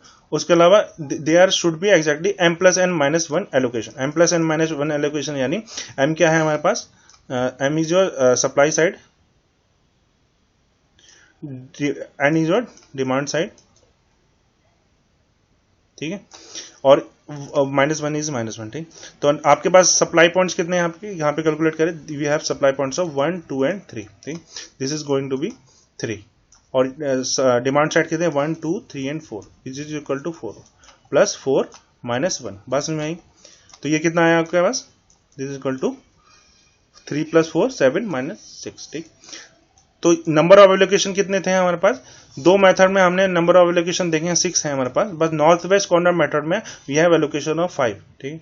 तो ये तीन चीजें 4 चीजें सेटिस्फाई होनी चाहिए, जिनमें से मैंने 3 चीजें बिल्कुल क्लियर होंगे आई थिंक, कि सप्लाई और डिमांड साइड बराबर होने चाहिए। यानी आप रो और कॉलम को एडिशन करके देख लीजिए, सब बराबर आएगा। कि आपने कोई भी क्वांटिटी नेगेटिव ना रखी हो। m+n-1 यानी सप्लाई साइड में, यानी हमारे केस में 3 + 4 -1 विच इज इक्वल टू 6। इतने नंबर ऑफ एलोकेशन होने चाहिए। मैं बार बार दिखा रहा था आपको नंबर ऑफ एलोकेशन कितने हैं। वोगल अप्रोक्सीमेशन में 6 आए थे हमारे पास, और similarly mean man cost method में भी 6 आए थे, और नॉर्थ वेस्ट कॉर्नर मेथड में हमारे 5 आए थे। इसको कैसे डील करते हैं मैं आगे बताऊंगा, बट हमारे पास एग्जैक्टली इतने नंबर ऑफ एलोकेशन होने चाहिए, ठीक। एक चीज मैं आगे जाने से बता देता हूं, पहले बता देता हूं कि लूप, इसके बाद हम लोग समझेंगे कि लूप का क्या मतलब है, लूप को कैसे हम लोग को जो लूप की प्रॉब्लम है उसको कैसे डील करते हैं। लेकिन जो m+n-1 है, ठीक है, अगर इससे ज्यादा कहीं पे आपने एलोकेट करे हैं, ठीक, ध्यान से सुनिएगा, इससे ज्यादा आपने कहीं पे एलोकेशन आए या जैसे हमारे एग्जांपल में m+n-1 शुड बी 6, अगर आपने एलोकेशन 7 कर दिए हैं, ठीक है, तो ये बात 100% श्योर है कि वो लूप बना रहा होगा। मैं फिर से बोल दे रहा हूं कि आपका m+n-1 6 आया, एग्जांपल लेते हैं कि 6 आया और आपने 7 नंबर ऑफ एलोकेशन करें, 8 करें, तो ये बात श्योरिटी है कि वहां पे कहीं ना कहीं लूप बन रहा होगा, ठीक है। तो मतलब अगर m+n-1 से ज्यादा आपके पास एलोकेशन है तो ये श्योर है कि आपका लूप होगा। लेकिन अगर m+m- नहीं, वो 6 वाले में भी क्या नहीं बनेगा, मतलब अब मैं यहाँ पे भी तो 6 है ना, m+n-1 कितना आ रहा है, 6 आ रहा है, ठीक है। तो यहाँ पे हमारे पास m+n-1 होने चाहिए, यानी यहाँ पे 6 होने चाहिए, ठीक। अभी मैं वो नहीं कह रहा हूं कि किसमें लूप बनेगा कि नहीं बनेगा, अभी मैं बस इतना कह रहा हूं कि m प्लस m माइनस 1 से ज्यादा अगर है आपके पास तो डेफिनेटली लूप बनेगा, इस चीज में कोई कंफ्यूजन ही नहीं। ठीक, अभी ये नहीं बोल रहा हूं कि 6 वाले में बनेगा कि नहीं बनेगा, बात समझ में आई। अभी मैं खाली कह रहा हूं कि m प्लस n माइनस 1 से ज्यादा हुआ है, यानी अगर 7 एलोकेशन हुए 8 एलोकेशन हुए तो लूप बन ही रहा होगा, इसमें कोई शक ही नहीं है। सबसे पहली बात उसी को मैं देखते हैं कि जो भी कंफ्यूजन है वो कैसे दूर करते हैं। ठीक, अब ये लूप का क्या कॉन्सेप्ट है, देखिए ये इस चीज को बड़ी ध्यान से समझ लीजिएगा, क्योंकि ये ऑप्टिमल सॉल्यूशन में भी देखिए, वैसे इस चीज का कोई कॉन्सेप्ट, ये जो लूप कॉन्सेप्ट में समझा रहा हूं इसका कोई मतलब सीधे नहीं पूछेगा आपको कभी पेपर में, बट ये जो आप ऑप्टिमल सॉल्यूशन अगर निकालने की कोशिश कर रहे हैं तो ये लूप का कॉन्सेप्ट जिसको नहीं समझ में आएगा वो ऑप्टिमल सॉल्यूशन लगभग नहीं निकाल पाएगा। ठीक है, तो लूप को कॉन्सेप्ट को थोड़ा समझ लीजिएगा। ठीक, अब जैसे ये जो है आपने क्वांटिटी मतलब मैंने यहाँ पे क्या करा, एक रैंडमली मैंने उसी प्रॉब्लम है, सेम प्रॉब्लम है विच इज योर 4688, सेम मैट्रिक्स है, सप्लाई भी उतना ही है, डिमांड भी उतना ही है, मैंने रैंडमली एलोकेट कर दिया जिसमें number of allocation is 1 30 50, here we have 10, this here 30 and 10। ठीक है, तो number of allocation here is 1 2 3 4 5 6। ठीक, इसमें नंबर ऑफ एलोकेशन कितने मेरे पास 6 है। ठीक, लूप सब मैंने क्या बोला था, m प्लस n माइनस 1 से ऊपर होगा तब लूप बनेगा, ये श्योरिटी है। लेकिन m प्लस m माइनस 1 वाली कंडीशन है कि सेटिस्फाई भी हो रही है तो भी जरूरी नहीं है कि लूप ना बने। ठीक है, ऐसा हो सकता है जैसे मैंने इसमें दिखा रहा हूं कि इसमें लूप बन रहा है। लूप का से क्या मतलब है, लूप से मेरा मतलब है कि फॉर द गिवन सोल्यूशन, जी हमारे पास कोई सोल्यूशन है और ये बिल्कुल सेटिस्फाई कर रहा है बाकी सारी कंडीशन को। ठीक है, यहाँ पे कितने m plus n minus 1 allocation है, यहाँ पे वी हैव 1 2 3 4 5 6 और 7 भी है, सॉरी इसमें 7 एलोकेशन है। ठीक है, लेकिन ये बाकी सारी चीजों को सेटिस्फाई कर रहे हैं, यानी सप्लाई साइड और नॉन नेगेटिव वाली कंडीशन को सेटिस्फाई कर रहा है। ठीक, अब हमारे पास क्योंकि यहाँ पे नंबर ऑफ एलोकेशन 7 है तो ये बात श्योरिटी है कि हमारे पास लूप बनेगा, ये वाली प्रॉब्लम सबसे पहली चीज है। ठीक, यहाँ पे लूप बनना जरूरी है। और लूप से मेरा मतलब है कि जब ये सोल्यूशन जो आया है आप उसमें हॉरिजॉन्टली और वर्टिकल लाइन खींचेंगे। ठीक है, यानी आपको चलना है किसी एक एलोकेशन से, यहाँ पे ये पहला एलोकेशन है, ये दूसरा एलोकेशन है, ये तीसरा एलोकेशन है, चौथा है, पांचवा है, छठा है, सातवां है।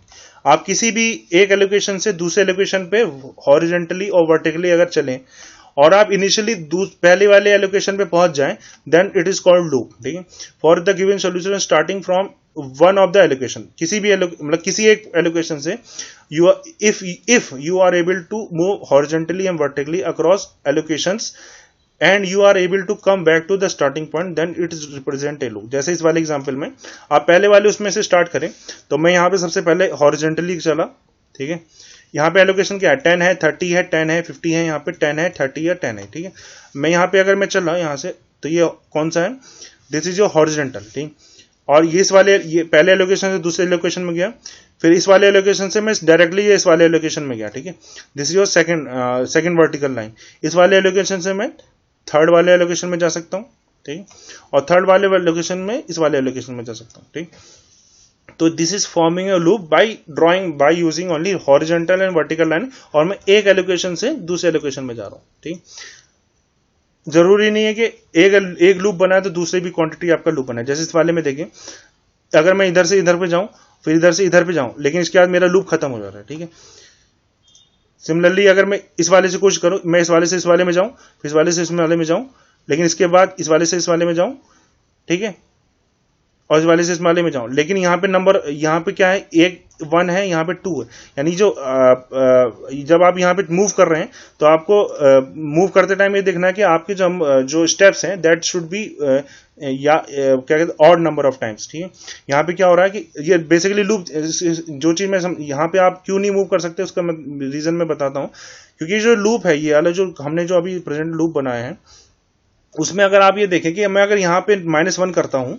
ठीक है, यानी 10 में से 10 को मैं 9 बनाने की कोशिश करता हूं तो यहां पे मैं क्या करूंगा, ये 30 को मेरे को 31 बनाना पड़ेगा। ऐसा क्यों करना पड़ेगा, जब मैं यहाँ पे -10 को 9 बना रहा हूं। इस वाले लूप में देखिएगा, फिर से बोलूं, ये जो मैंने लूप बनाया 1 स्टेप, दूसरा स्टेप, तीसरा स्टेप और चौथा स्टेप। ठीक है, ये 4 स्टेप में अगर आपने देखें तो अगर मैं ये 10 को 9 बनाने की कोशिश करता हूं, यानी इसमें से -1 करता हूं, इस क्वांटिटी को नेगेटिव करता हूं, तो मुझे क्या करना पड़ेगा, यहाँ पे 30 को 31 बनाना पड़ेगा। क्यों, क्योंकि मैंने यहाँ पे ये 10 + 30 मेरा 40 था, तो 9 + 31 भी 40 होना चाहिए। ठीक है, दैट्स वाई यहाँ पे अगर मैं नेगेटिव कर रहा हूँ तो मुझे यहाँ पे पॉजिटिव करना पड़ेगा, ठीक है। और सिमिलरली अगर मैं यहाँ पे पॉजिटिव, यहाँ पे इंक्रीज कर रहा हूँ तो मुझे यहाँ पे एक क्वांटिटी को गिराना पड़ेगा। क्यों? क्योंकि यहाँ पे मैंने 31 करा तो यहाँ पे क्योंकि यह 50 हो सकता है, तो यहाँ पे 10 था तो ये कितना हो जाएगा 51 हो जाएगा। इसी वजह से मुझे यहाँ पे 9 पे लाना पड़ेगा, ठीक है। सिमिलरली ये जो है अगर यहाँ पे नेगेटिव हुआ है तो यहाँ पे मुझे पॉजिटिव करना पड़ेगा, यहाँ पे अगर पॉजिटिव हुआ है तो यहाँ पे नेगेटिव करना पड़ेगा। अगर आप ये दिमाग में सोच रहे हैं कि लूप तो ऐसा ही बनेगा सर, यहाँ से यहाँ गए फिर यहाँ से दूसरे वाले पॉइंट पे गए, ठीक है। बट जब आप नीचे को लाइन खींचेंगे तो यहाँ पे आपका 3 पॉइंट हो जाएगा। अब यहाँ पे पॉजिटिव 1 कर रहे हैं तो यहाँ पे नेगेटिव 1 करना पड़ेगा, यहाँ पे पॉजिटिव 1 करना पड़ेगा, ठीक है। यहाँ पे दो पॉजिटिव हो जा रहे हैं, इस वजह से यहाँ पे 50 जो समीशन जो आएगा दैट इज गोइंग टू 51, ठीक है। इस वजह से नंबर जो अगर आप वैसे भी ट्रांसफर कर रहे हैं हॉरिजॉन्टली और वर्टिकली तो आपको ये चीज ध्यान देनी पड़ेगी कि वो जो है आपका समीशन बराबर आना चाहिए, ठीक है। यहाँ पे अगर आप पॉजिटिव 1 कर रहे हैं तो देयर शुड बी नेगेटिव 1, यानी जो क्वांटिटी है यहाँ पे 31 आया, यहाँ पे 9 में कन्वर्ट हो, that's why it is summation is 50 here, ठीक। ये बात समझ में आ रही है? हेलो है क्या? चलेगी क्लास? हेलो, चलो ठीक है। हाँ वो तो समीशन इक्वल रखना है, तो ये एक तरह की डिपेंडेंसी दिखा रहा है कि एक तरफ अगर आप घटाएंगे तो दूसरी तरफ आपको एडिशन करना पड़ेगा, ठीक है। ये जो डिपेंडेंसी है ये तभी आएगी जब आपका लूप बनना होगा, सबसे पहली बात, ठीक है। हमें क्या करना है, ये जो लूप बनते हैं उनको ब्रेक करने की कोशिश करनी है। ये लूप नहीं बनना चाहिए आपका, ठीक। जो आपकी जो तीसरी कंडीशन है, ये दो कंडीशन तो हमेशा 90% केसेस में सेटिस्फाई होंगे। सप्लाई डिमांड साइड का समीशन बराबर होना चाहिए, non negativity condition, M plus N minus वाली कंडीशन को, और साथ में एलोकेशन को लूप नहीं बनाना चाहिए, क्योंकि यहाँ पे दो चीजें सेटिस्फाई नहीं कर रही है, एम प्लस एन माइनस वाली कंडीशन और लूप वाली कंडीशन।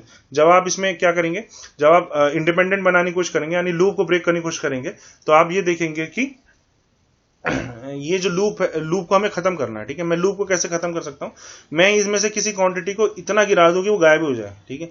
यानी देखिए मैं यहाँ पे नेगेटिव कर रहा हूँ, नेगेटिव 1 कर रहा हूँ, यहाँ पे पॉजिटिव 1 कर रहा हूँ, ठीक है, और यहाँ पे नेगेटिव 1 कर रहा हूँ।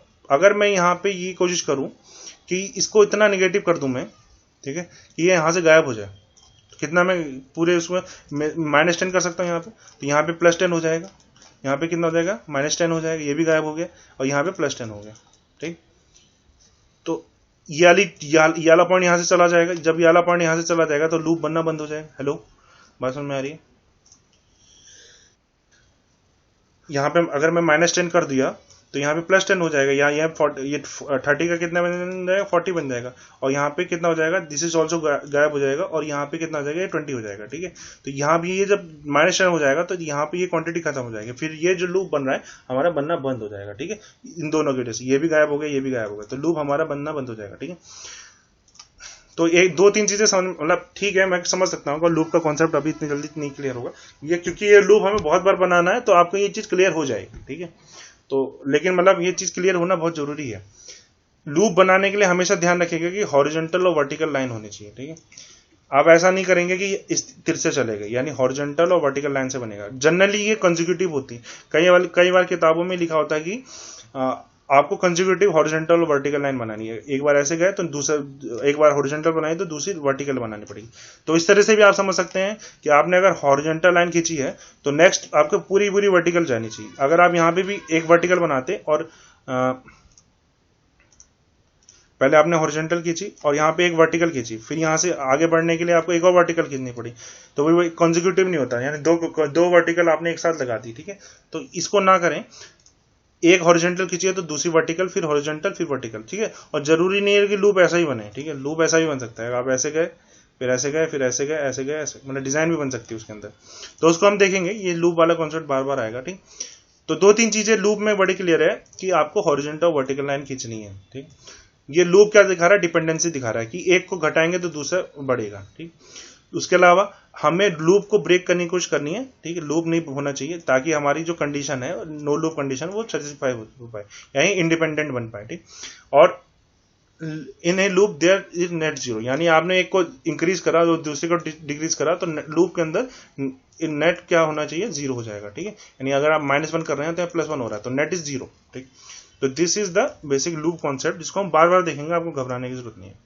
अब जब आप ऐसा करेंगे तो एक चीज आप थोड़े से ध्यान दें, मतलब जो मैंने जो पूरी कहानी सुनाई उसको फिर से देखते हैं।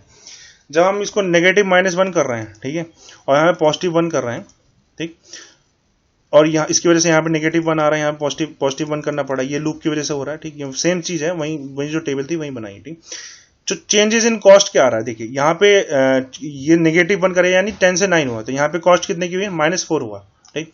यहाँ पे एक क्वांटिटी बढ़ गई यानी +8 हुआ, ठीक है। यहाँ पे एक क्वांटिटी नेगेटिव हो गया, इस वजह से -8 हुआ, और यहाँ पे एक क्वांटिटी बढ़ गई यानी +5 हुआ। बात समझ में आ रही है? हेलो। तो इसकी वजह से जो total change in the cost हुआ जब आपने लूप को इस तरह से चलाने की कोशिश करी, दैट इक्वल टू +1, ठीक। सिमिलरली आप दूसरा तरीका कर सकते हैं कि इसको नेगेटिव ना करके इसको पॉजिटिव करें, ठीक। तो in that case the change in cost will be उल्टा हो जाएगा, दैट इज +1 हो रही थी, यहाँ पे -1 नहीं, ठीक है, जो कि हमारे लिए डिजायरेबल है, मतलब हम चाहते हैं कि जो टोटल ओवरऑल कॉस्ट है वो that is going to be decrease, ठीक। फिर से बताऊं कि जब हम -1 +1 -1 और +1 यहाँ कर रहे हैं तो ओवरऑल जो कॉस्ट में चेंजेस आए हैं, विच इज क्योंकि हमने खाली इन बॉक्सेस में चेंज करा है, तो that is equal to -4 +8 -8 and +5, तो that is positive. And similarly अगर मैं +1 करने की कोशिश करूं, ठीक है, अब यहाँ पे +1 करूंगा तो दूसरी जगह कहीं घट रहा होगा, ठीक। तो डिजायरेबल है कि मैं इसको कम करूं, क्योंकि हमारे चाहते हैं, क्योंकि लूप तोड़ने के दो तरीके हैं, ठीक। एक कि आप उसको इंक्रीज करें या तो डिक्रीज करें, ठीक है, दो तरीके से loop you can break the loop, ठीक है। या तो आप क्या कर सकते हैं, इसको इंक्रीज कर सकते हैं, डिक्रीज कर सकते हैं, दोनों ही तरीके से आप कर सकते हैं, बट हमें ओवरऑल कॉस्ट को गिराने की कोशिश करनी है, ठीक है। तो जो भी आपको -1 या +1 कोई सा भी आपको नेगेटिव प्रॉफिट दे यानी नेगेटिव कॉस्ट दे अगर, तो वो डिजायरेबल होगा, ठीक है। दैट्स वाई हियर अगर हम इसमें +1 करें, एक +1 करा तो हियर वी हैव 11, ठीक है, और यहाँ पे ये 29 का, ये क्योंकि पॉजिटिव है तो जो लूप की दूसरी साइड में नेगेटिव होगा, यहाँ पे पॉजिटिव होगा या नेगेटिव होगा, ठीक है। यहाँ पे अगर मेरा पॉजिटिव करा है, मैंने ऐड 1 करा है, तो लूप के साइड नेगेटिव होगा, यहाँ पे क्या होगा, पॉजिटिव होगा, और यहाँ पे नेगेटिव होगा, ठीक। तो इसकी वजह से एक उसमें करने पे मुझे नेगेटिव की फायदा हो रहा है, तो मैं कितना मैक्सिमम कर दूं ये देखना है मुझे, ठीक है। तो मैं मैक्सिमम कितना कर सकता हूं, जो उस लूप के अंदर सबसे छोटा होगा, ये चीज को ध्यान दीजिए, और उसमें नेगेटिव हो रहा होगा, ठीक है। अब इसमें पॉजिटिव तो मैं यहाँ पे कितना भी कर सकता हूँ, पॉजिटिव 1000 कर दूं तब भी कोई दिक्कत नहीं है, बट उस लूप में जो भी नेगेटिव वाले उन पे कंसिडर करिए, ठीक है। तो नेगेटिव वाला मेरे पास 30 वाला है और एक मेरे पास 10 वाला है, ठीक है। तो जो भी सबसे छोटा वाला होगा उसी को मैक्सिमम कर सकता हूँ, उसको गायब ज्यादा से ज्यादा मैं क्या कर सकता हूँ, उसको गायब कर दूं। अगर मैं इससे नीचे ले जाऊंगा उसकी वजह से क्या होगा, वो नेगेटिव में चला जाएगा, तो मेरे जो सेकंड कंडीशन है बेसिक फिजिकल सोल्यूशन की नॉन नेगेटिविटी कंडीशन, वो फुलफिल नहीं होगी। दैट्स वाई क्या करना है कि जो सबसे छोटा है लूप के अंदर, जो नेगेटिव है, उसको उसी क्वांटिटी को रख के आपको लूप को चला देना है। यानी यहाँ पे +1 अगर मैं कर रहा हूँ और negative quantity total cost negative आ रही है, तो मैं क्या करूंगा, यहाँ पे इसमें क्या कहते हैं, प्लस कितना कर दूं मैं, उसको मैं प्लस कर दूं 20 कर, अगर मैं 10 और प्लस कर दूं इसके अंदर, तो ये 0 हो जाएगा, यहाँ पे गायब हो जाएगा, तो लूप बनना भी बंद हो जाएगा और जो ओवरऑल कॉस्ट है वो भी डिक्रीज की तरफ जाएगी, ठीक। तो ये मेरा कुछ इस तरीके का बने, और जब आप इसको करेंगे तो then you will get this type of the table, ठीक। अब जैसे मैंने बताया दो तरीके से कर सकते हैं, या तो इंक्रीज कर सकते हैं लूप में, या तो डिक्रीज कर सकते हैं। इसमें अगर आप नंबर ऑफ एलोकेशन देखेंगे, देयर इज 1 2 3 4 5 एंड 6 एलोकेशन, ठीक। तो यहाँ पे 6 एलोकेशन हुए। उसके अलावा ये अब इस वाले इसमें क्या है, ये बेसिक विजुअल सोल्यूशन है और उसमें लूप भी नहीं है, ठीक। तो ये चारों कंडीशन आप सेटिस्फाई कर रहा है। कौन कौन सी चारों कंडीशन, रो और कॉलम का समीशन बराबर है, नॉन नेगेटिविटी कंडीशन कर रहा है, इंडिपेंडेंट है यानी लूप नहीं बन रहा है इसके अंदर, और m+n-1 यानी ये 6 वाली कंडीशन को जो हमारे, क्योंकि m 6 क्यों बोल रहा हूँ, यानी m हमारे पास 3 है और यहाँ पे n = 4 -1 विच इक्वल टू 6, तो ये जो कंडीशन है वो भी सेटिस्फाई कर रहा है। अब हम इसको जो है जो ऑप्टिमल सोल्यूशन वाली मेथड है उसमें अप्लाई कर सकते हैं बस में ही। तो ये चार, पहले तो आपको ये देखना है कि ये मेथड निकाल के आपको बेसिक विजुअल सोल्यूशन निकालना है। जनरली ये होगा कि आप ये चारों कंडीशन पहले से ही सेटिस्फाई हो, सबसे पहली बात। अगर ये सेटिस्फाई नहीं है तो आपको ये इस तरह की कुछ करना पड़ेगा ताकि वो ये चारों कंडीशन सेटिस्फाई करानी है, ठीक है। ये चारों कंडीशन सेटिस्फाई करा दी आपने जब, तो फिर आप अब इसके बाद जो है आप इसको ऑप्टिमल सोल्यूशन के लिए यूज कर सकते हैं। इसका मतलब इस मेथड को आप ऑप्टिमल सोल्यूशन को यूज कर आगे बढ़ाने के लिए यूज कर सकते हैं, ठीक। हेलो, अब लेकिन एक चीज जैसे मैंने बताया था कि m plus n minus one, यानी हमारे केस में यहाँ पे कितना है वो दैट इज इक्वल टू 6। ये कोई गारंटी नहीं है कि लूप नहीं बनेगा। मैं फिर से बोलूं कि m प्लस n माइनस वाली कंडीशन जो है इक्वल टू 6 है और आपके 6 नंबर ऑफ एलोकेशन है, अगर ऐसा हुआ तो ये जरूरी नहीं है कि आपका लूप ना बने। हेलो, आवाज आ रही है? तो जो चीज आगे मैं बताने जा रहा हूं वो ध्यान से सुनिएगा, लास्ट टॉपिक है आज का, विच is your degenerate basic visual solution. ठीक है, तो ये कुछ नंबर ऑफ एलोकेशन है। ठीक है, ये रैंडमली करे गए, कोई मेथड से नहीं करा। ठीक, इसमें क्या है, नंबर ऑफ एलोकेशन अगर आप देखेंगे तो देखिए इसमें तीन कंडीशन सेटिस्फाई हो रही है। ठीक है, कौन कौन सी कंडीशन? एक तो इसमें रो और कॉलम का समीशन बराबर है, किसी कोई भी क्वांटिटी आपने नेगेटिव नहीं करी है। m plus n minus one वाली जो कंडीशन देखिए इसमें क्या है, m plus n minus one, 1 2 3 4 5 और 6 नंबर ऑफ एलोकेशन है यहाँ पे, 6 नंबर ऑफ एलोकेट है यहाँ पे। ठीक, ये भी सेटिस्फाई हो रहा है। यहाँ पे क्या लूप बन रहा है क्या, ये चीज देखनी है हमें। अगर इस प्रॉब्लम में देखूं कहीं लूप बन रहा है, आपको क्या लग रहा है? एक किसी को भी पकड़े हैं। ठीक है, मैं इसको पकड़ता हूं। ठीक, यहां से अगर मैं चलना स्टार्ट करूं और मैं यहां गया, ठीक, इसके बाद मैं यहां जा सकता हूं, फिर यहां जा सकता हूं, यहां जा सकता हूं, ये लूप बन गया।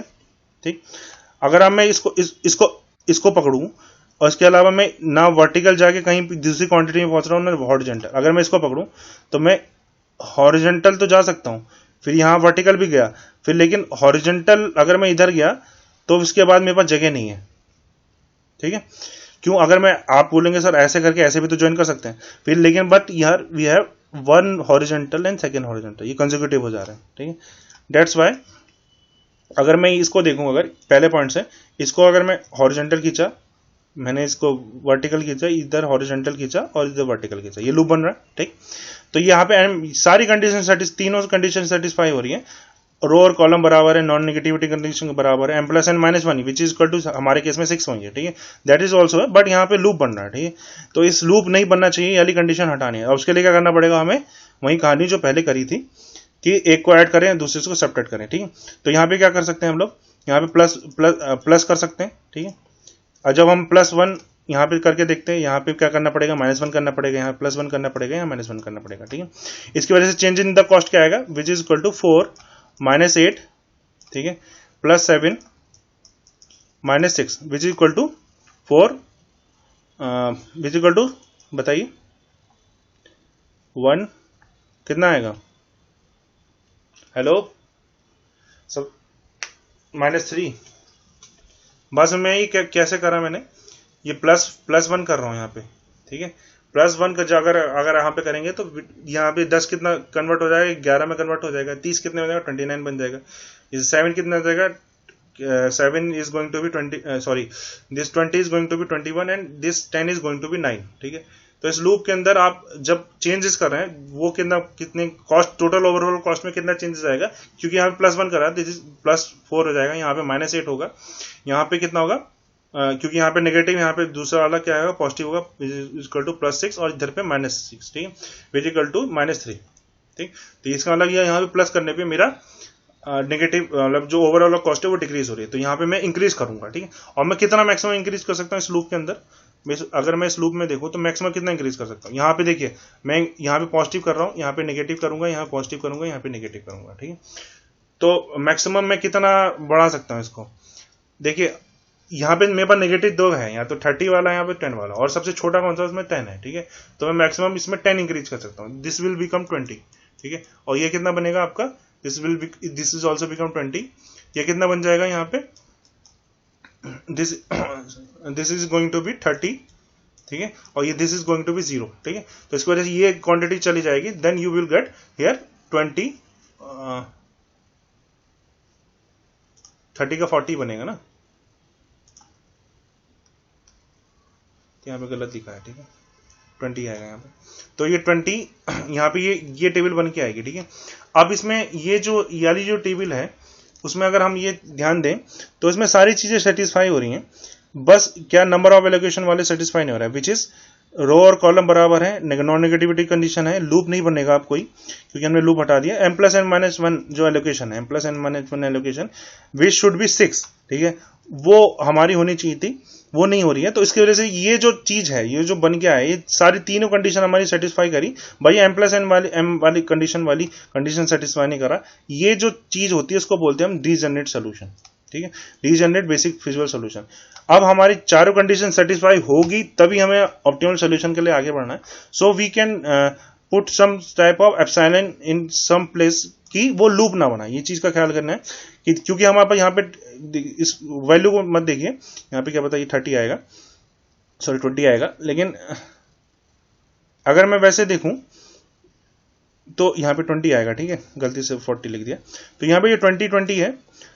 बाकी ये देखिए, अगर मैं यहाँ पे एप्सिलॉन को रखूं, ठीक है, अब कोई भी क्वांटिटी हो सकती है, एप्सिलॉन इज वेरी स्मॉल, इसको खाली इमेजिनरी नंबर है अभी हमारे लिए। ठीक है, एप्सिलॉन रखना होता है और उसको इस तरह से लगना है कि वो लूप ना बनाए। अगर मैं यहाँ पे रखूंगा तो ये इस तरह से लूप बना देगा। ठीक है, तो मुझे पूरी टेबल में कहीं भी रख सकते हैं आप, इस तरह से रखना है कि वो ना बनाए, लूप ना बनाए। तो यहाँ पे मैंने अगर रखता हूँ और मैं यहाँ से चलना स्टार्ट करता हूँ तो ये लूप नहीं बना रहा है। ठीक, that's why I have put epsilon here. ठीक, तो आप नंबर ऑफ एलोकेशन कितने हो गए, 1 2 3 4 5 एंड 6 एलोकेट हो गए। ये इमेजिनरी नंबर है, इसकी वैल्यू 0 होती है। ठीक है, ये इस चीज का यूज हमें बाद में करना है। तो हमने क्या करा, डीजनरेट बेसिक फिजिकल सॉल्यूशन में क्या करा, जबरदस्ती एप्सिलॉन को रखा है। ठीक है, यानी नंबर ऑफ m+n-1 वाली कंडीशन से अगर नंबर कम आ रहा है तो आपको एक एक्स्ट्रा आपको लगाना पड़ेगा। ठीक है, आपको नंबर एलोकेट इस तरह से करना है कि वो लूप ना बनाए सबसे पहली बार। तो और उस जो आपके जो प्रॉब्लम है, अब ये क्या बन गई, डीजनरेट बेसिक फिजिकल सॉल्यूशन बन गया है।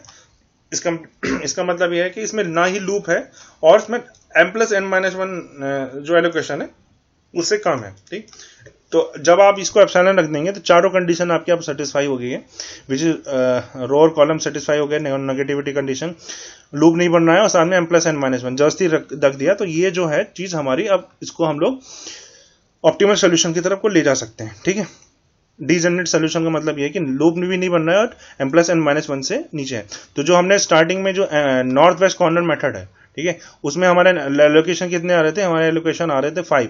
ठीक, तो ये हमारा किस तरह का बेसिक फिजिकल सॉल्यूशन निकला है, that is your degenerate basic physical solution. ठीक, और इसमें क्या करना पड़ेगा, हमें कोई भी प्लेस पे ऐसा करना पड़ेगा कि एप्सिलॉन रखना पड़ेगा जिसकी वैल्यू 0 है। ठीक है, और इसकी वैल्यू 0 ऐसी पोजीशन पे रखना है ताकि वो लूप ना बनाए। ठीक, हेलो,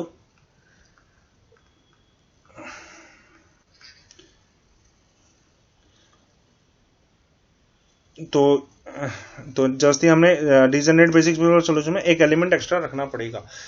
तो ये चीजें हैं आज, तो ये क्लासेस हैं, दीज आर द रेफरेंसेस, और कोरोना से बच के रहिए। तो कोई सवाल है तो बताइए, कंफ्यूजन हो सकती है, मैं समझ रहा हूँ। लूप में आई थिंक थोड़ा क्लियर हुआ होगा कि लूप क्या है, क्या है, क्यों इसलिए बना रहे हैं। कोई किसी चीज में प्रॉब्लम है, मैं स्टार्टिंग से पीपीटी एक बार चला देता हूँ। ठीक है, हमने आज क्या क्या चीजें देखी है। बेसिकली हमने देखा कि ट्रांसपोर्टेशन प्रॉब्लम क्या है, उसके अलावा उसके टाइप्स को डिस्कस करा, बैलेंस और अनबैलेंस। बैलेंस में क्या हुआ, total demand is equal to total supply. इसमें हम ट्रांसपोर्टेशन प्रॉब्लम में क्या करते हैं, मिनिमम कॉस्ट निकालने, ट्रांसपोर्टेशन की मिनिमम कॉस्ट को फाइंड आउट करने की कोशिश करते हैं। इसमें 2 स्टेप होते हैं, एक तो इनिशियल बेसिक फिजिकल सॉल्यूशन निकालना, उसका फिर ऑप्टिमल सॉल्यूशन निकालना। We have 3 methods, north west corner method, Vogel approximation method और लीस्ट काउंट मेथड। तो सबसे पहले हमने बेसिक्स का देखा कि ये क्वांटिटी ट्रांसफर क्या होती है और कॉस्ट क्या होती है, ये सब चीजें क्या मैथमेटिकल फॉर्मुलेशन देखा। इसके बाद हमने नॉर्थ वेस्ट कॉर्नर मेथड को डिस्कस करा। इसमें हम लोग नॉर्थ वेस्ट की साइड से एलोकेट करना स्टार्ट करते हैं। इसके बाद हमने लीस्ट कॉस्ट मेथड देखा। उसमें हम लोग क्या करते हैं, सबसे छोटे जो लीस्ट कॉस्ट है उसमें एलोकेट करने की कोशिश करते हैं और धीरे धीरे जो भी बॉक्स हमारे पास लीस्ट कॉस्ट वाले होते हैं उसको भरने की कोशिश करते हैं। टाई की कंडीशन में किसी को भी रख सकते हैं। ठीक है, सिमिलरली पेनल्टी कॉस्ट मेथड में हम पेनल्टीज को कैलकुलेट करते हैं और हाईएस्ट पेनल्टी में लोएस्ट कॉस्ट को में क्वांटिटी को रखते हैं और फिर धीरे धीरे हम लोगों को कॉस्ट, टोटल कॉस्ट निकलती है। ठीक, और उसके बाद ये 4 कंडीशन फुलफिल होने चाहिए, सप्लाई डिमांड बराबर होनी चाहिए, नॉन नेगेटिव कंडीशन, लूप नहीं बनना चाहिए, m+n-1 वाली कंडीशन सेटिस्फाई होनी चाहिए। लूप का बेसिक कॉन्सेप्ट थोड़ा समझ में आया होगा आई थिंक, कि लूप मतलब हॉरिजॉन्टल और वर्टिकल लाइन अगर आप खींच पा रहे हैं कंसेक्यूटिवली और आप स्टार्टिंग पॉइंट पे आ जा रहे हैं तो then it is a forming a loop. और एलोकेशन में खींचना है, ऐसा नहीं कि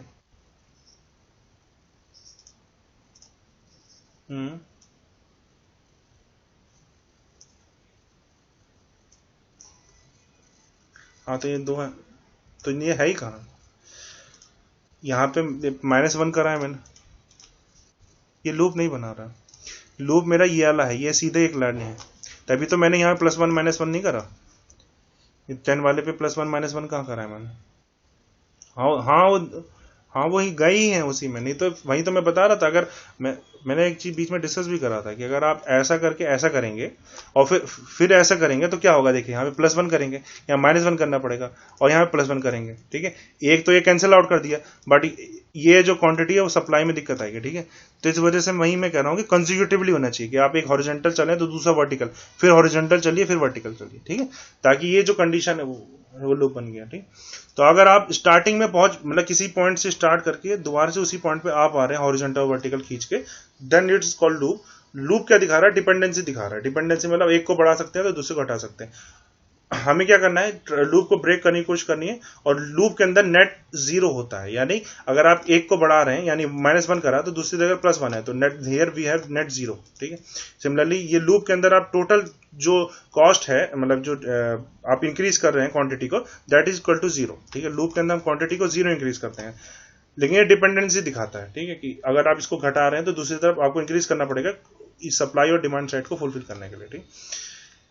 उसके बाद हमने देखा कि आप इसको दो तरीके से ब्रेक कर सकते हैं, तो इंक्रीज कर सकते हैं तो डिक्रीज कर सकते हैं। क्या इंक्रीज कर सकते हैं, क्या डिक्रीज कर सकते हैं? इसकी कॉस्ट को इंक्रीज और डिक्रीज कर सकते हैं, क्योंकि हमारी मकसद होता है ट्रांसपोर्टेशन प्रॉब्लम में कॉस्ट को डिक्रीज करना। तो आप कहीं पे -1 रख के देख रहे हैं, उसके बाद अगर वो पॉजिटिव मतलब कॉस्ट को इंक्रीज कर रहा है, तो हमें दूसरा देखना पड़ेगा, उसको +1 रख के देखिए। अगर वो कॉस्ट को डिक्रीज कर रहा है तो हम उसकी तरफ को जाएंगे, क्योंकि कॉस्ट को हमें डिक्रीज करना है, ठीक है। उसके बाद हमने उसमें फिर एक चीज और समझी, बेसिक सी है कि जो भी नेगेटिव आएगा सब लूप के अंदर, सबसे छोटा नेगेटिव आएगा, उसको उस क्वांटिटी को हम लोगों को सब में वो कर देना है, बराबर डिस्ट्रीब्यूट कर देना, ताकि वो जो नेगेटिव वाला वो जो है गायब हो जाए वहां से, ठीक है, उसको 0 हो जाए, ताकि हमारा लूप ब्रेक हो सके, ठीक है। तो इस तरह से हमें लूप ब्रेक करना होता है, हमें लूप ब्रेक ही करना है, ठीक। उसके बाद हमने डीजेनरेट सोल्यूशन के आने में पढ़ा। डीजेनरेट सोल्यूशन का बेसिक मतलब होता है कि जिसमें लूप भी ना बनना हो और m+1 m-1 वाली एलोकेशन, यानी बाकी तीन कंडीशन, नॉन नेगेटिविटी कंडीशन और दूसरा क्या था, सप्लाई डिमांड वाली कंडीशन और लूप वाली कंडीशन तो सेटिस्फाई हो रही है, प्लस m+n-1 वाली एलोकेशन की कंडीशन से कम आपके पास आ रहा है, ठीक है। तो क्या कहते हैं, आपको क्या करना पड़ेगा, आपको एक एप्सिलॉन कहीं पे ऐसी जगह पे रखना है जहां, ताकि वो लूप ना बनाए। एप्सिलॉन रखिए, फिर वहां से लाइन हॉरिजॉन्टल वर्टिकल सारी पॉइंट्स पे जाने की कोशिश करके देख लीजिए। अगर लूप बन रहा है तो वो उस पॉइंट पे नहीं रखना है। अगर मैं सपोज करिए इस वाले क्वेश्चन में एप्सिलॉन यहाँ की जगह यहाँ रखता तो देन ये लूप फॉर्म कर देगा। अगर सिमिलरली मैं दूसरे पॉइंट पे, मैं बहुत सारे पॉइंट पे रख सकता हूँ, जरूरी नहीं है आप, मैंने यहाँ पे रखा है एप्सिलॉन को, तो you need to put it here only, ठीक। तो एक चीज बड़ी क्लियर होती है कि, फिर से बता दे रहा हूं लास्ट में, इंपॉर्टेंट है, m+n-1 से अगर आपका ज्यादा आ रहा है तो ये जरूरी है कि आपको लूप मिलेगा, ये 100% श्योर है। बट m+n-1 वाली कंडीशन जो है सेटिस्फाई भी हो रही है, लेकिन तब भी कोई गारंटी नहीं है कि आपको लूप ना मिले, जैसे हमने इस वाले क्वेश्चन में देखा। इस वाले क्वेश्चन में हमें क्या था, लूप था और m+n वाली कंडीशन भी सेटिस्फाई हो रही थी, बट तब भी लूप था हमारे पास, ठीक है। लेकिन अगर यहाँ पे m+n-m-1 वाली कंडीशन से ज्यादा क्वांटिटी होती है तो डेफिनेटली ये श्योरिटी है कि आपको लूप मिलेगा ही मिलेगा, ठीक। तो आई थिंक कोई कंफ्यूजन है? हेलो, आज के कुछ लेक्चर में बाकी कोई है? सो गए सब?